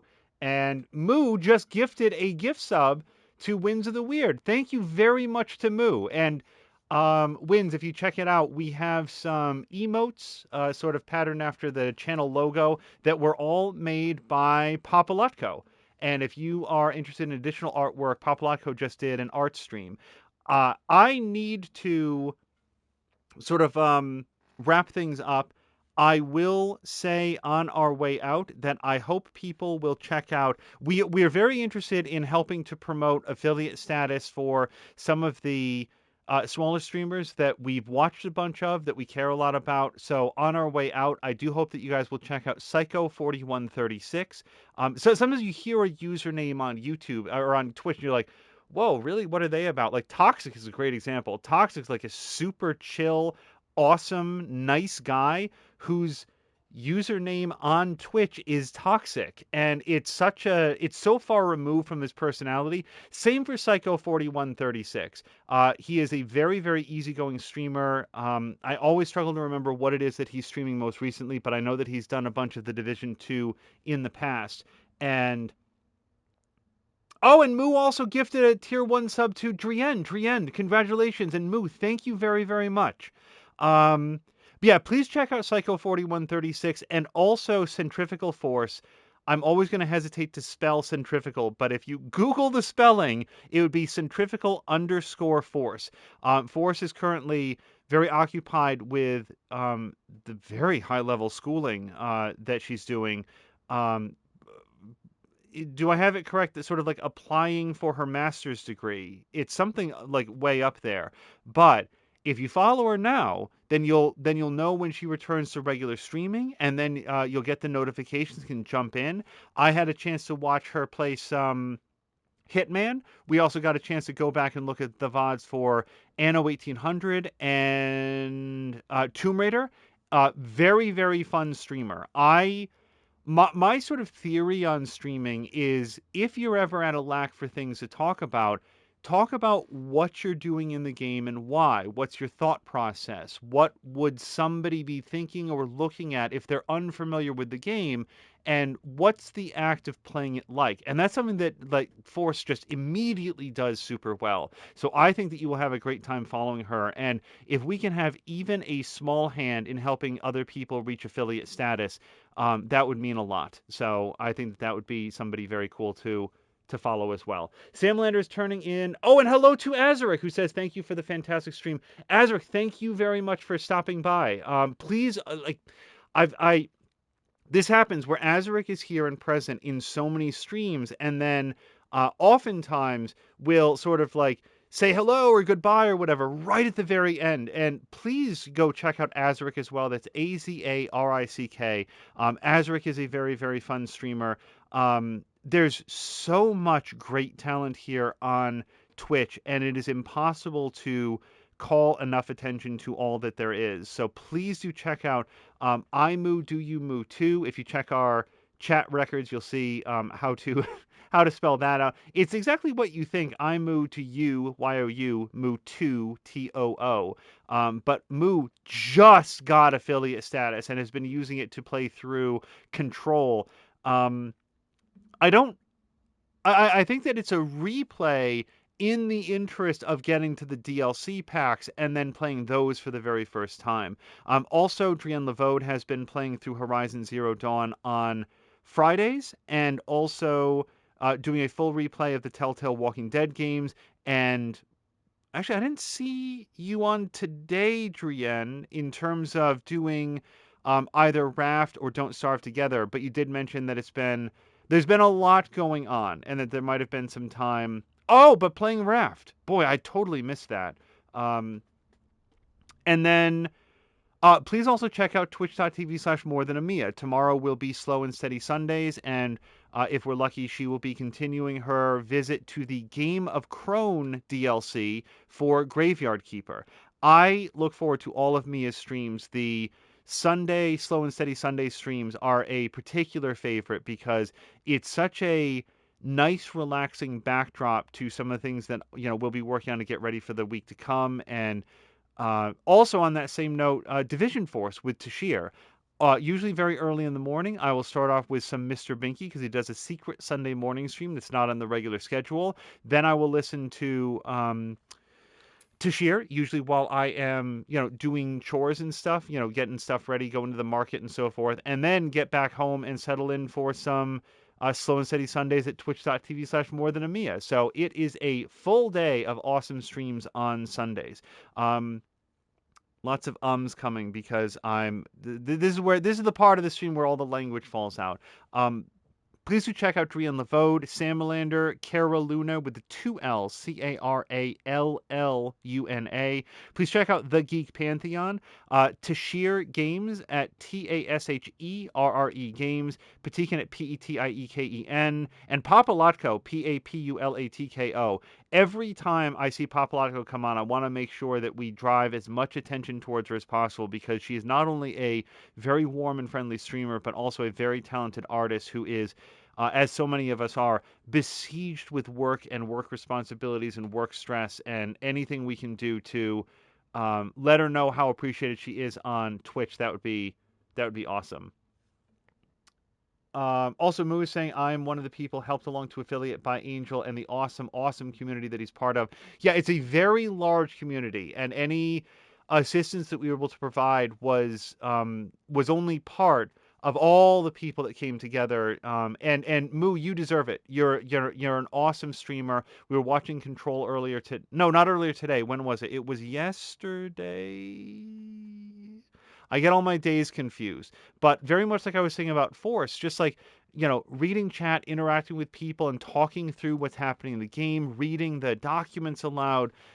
Games give us so much to discuss that it's interesting to me when people say, like, I don't know what to say or what to talk about, because, like, I find that if a game isn't giving you anything to discuss, I feel like it's probably not a very engaging game, but people process things differently. Also, Carolyn, at some point I want to circle back to the topic that you and I were starting to touch on before the story exploded about, is it better to do full-length playthroughs of individual games or more random streams?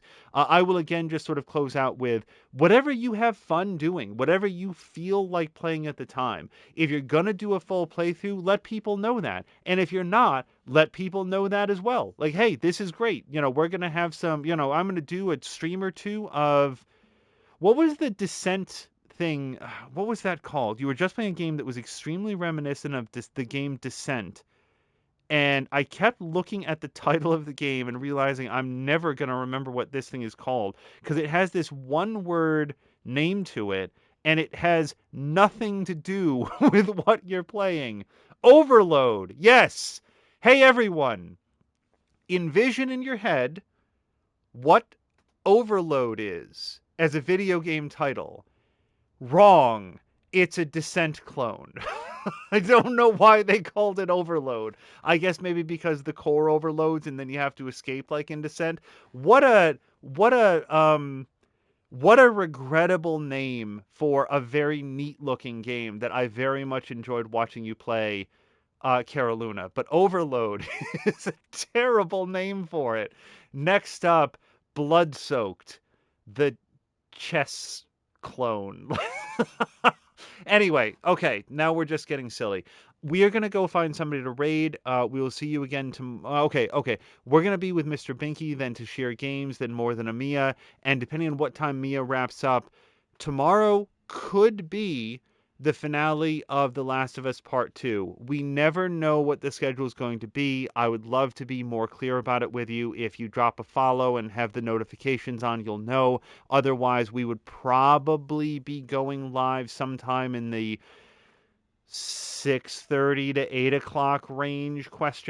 And then we will, if not tomorrow for any reason, then I think very strongly that it would be on Monday. Monday should be free and clear, and we'd be able to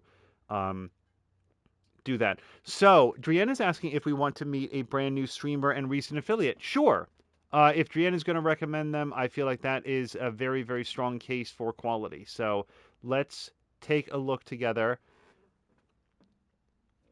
Moj Do Games is playing The Wolf Among Us. Okay, so on that note, depending on what episode they're in, we might have to advise Azaric to take a pass, because Azaric and Mia are both replaying. No, they're both playing for the very first time The Wolf Among Us. So it depends on what episode they're in, but otherwise I would love to toss over to that person. I also feel like I missed something.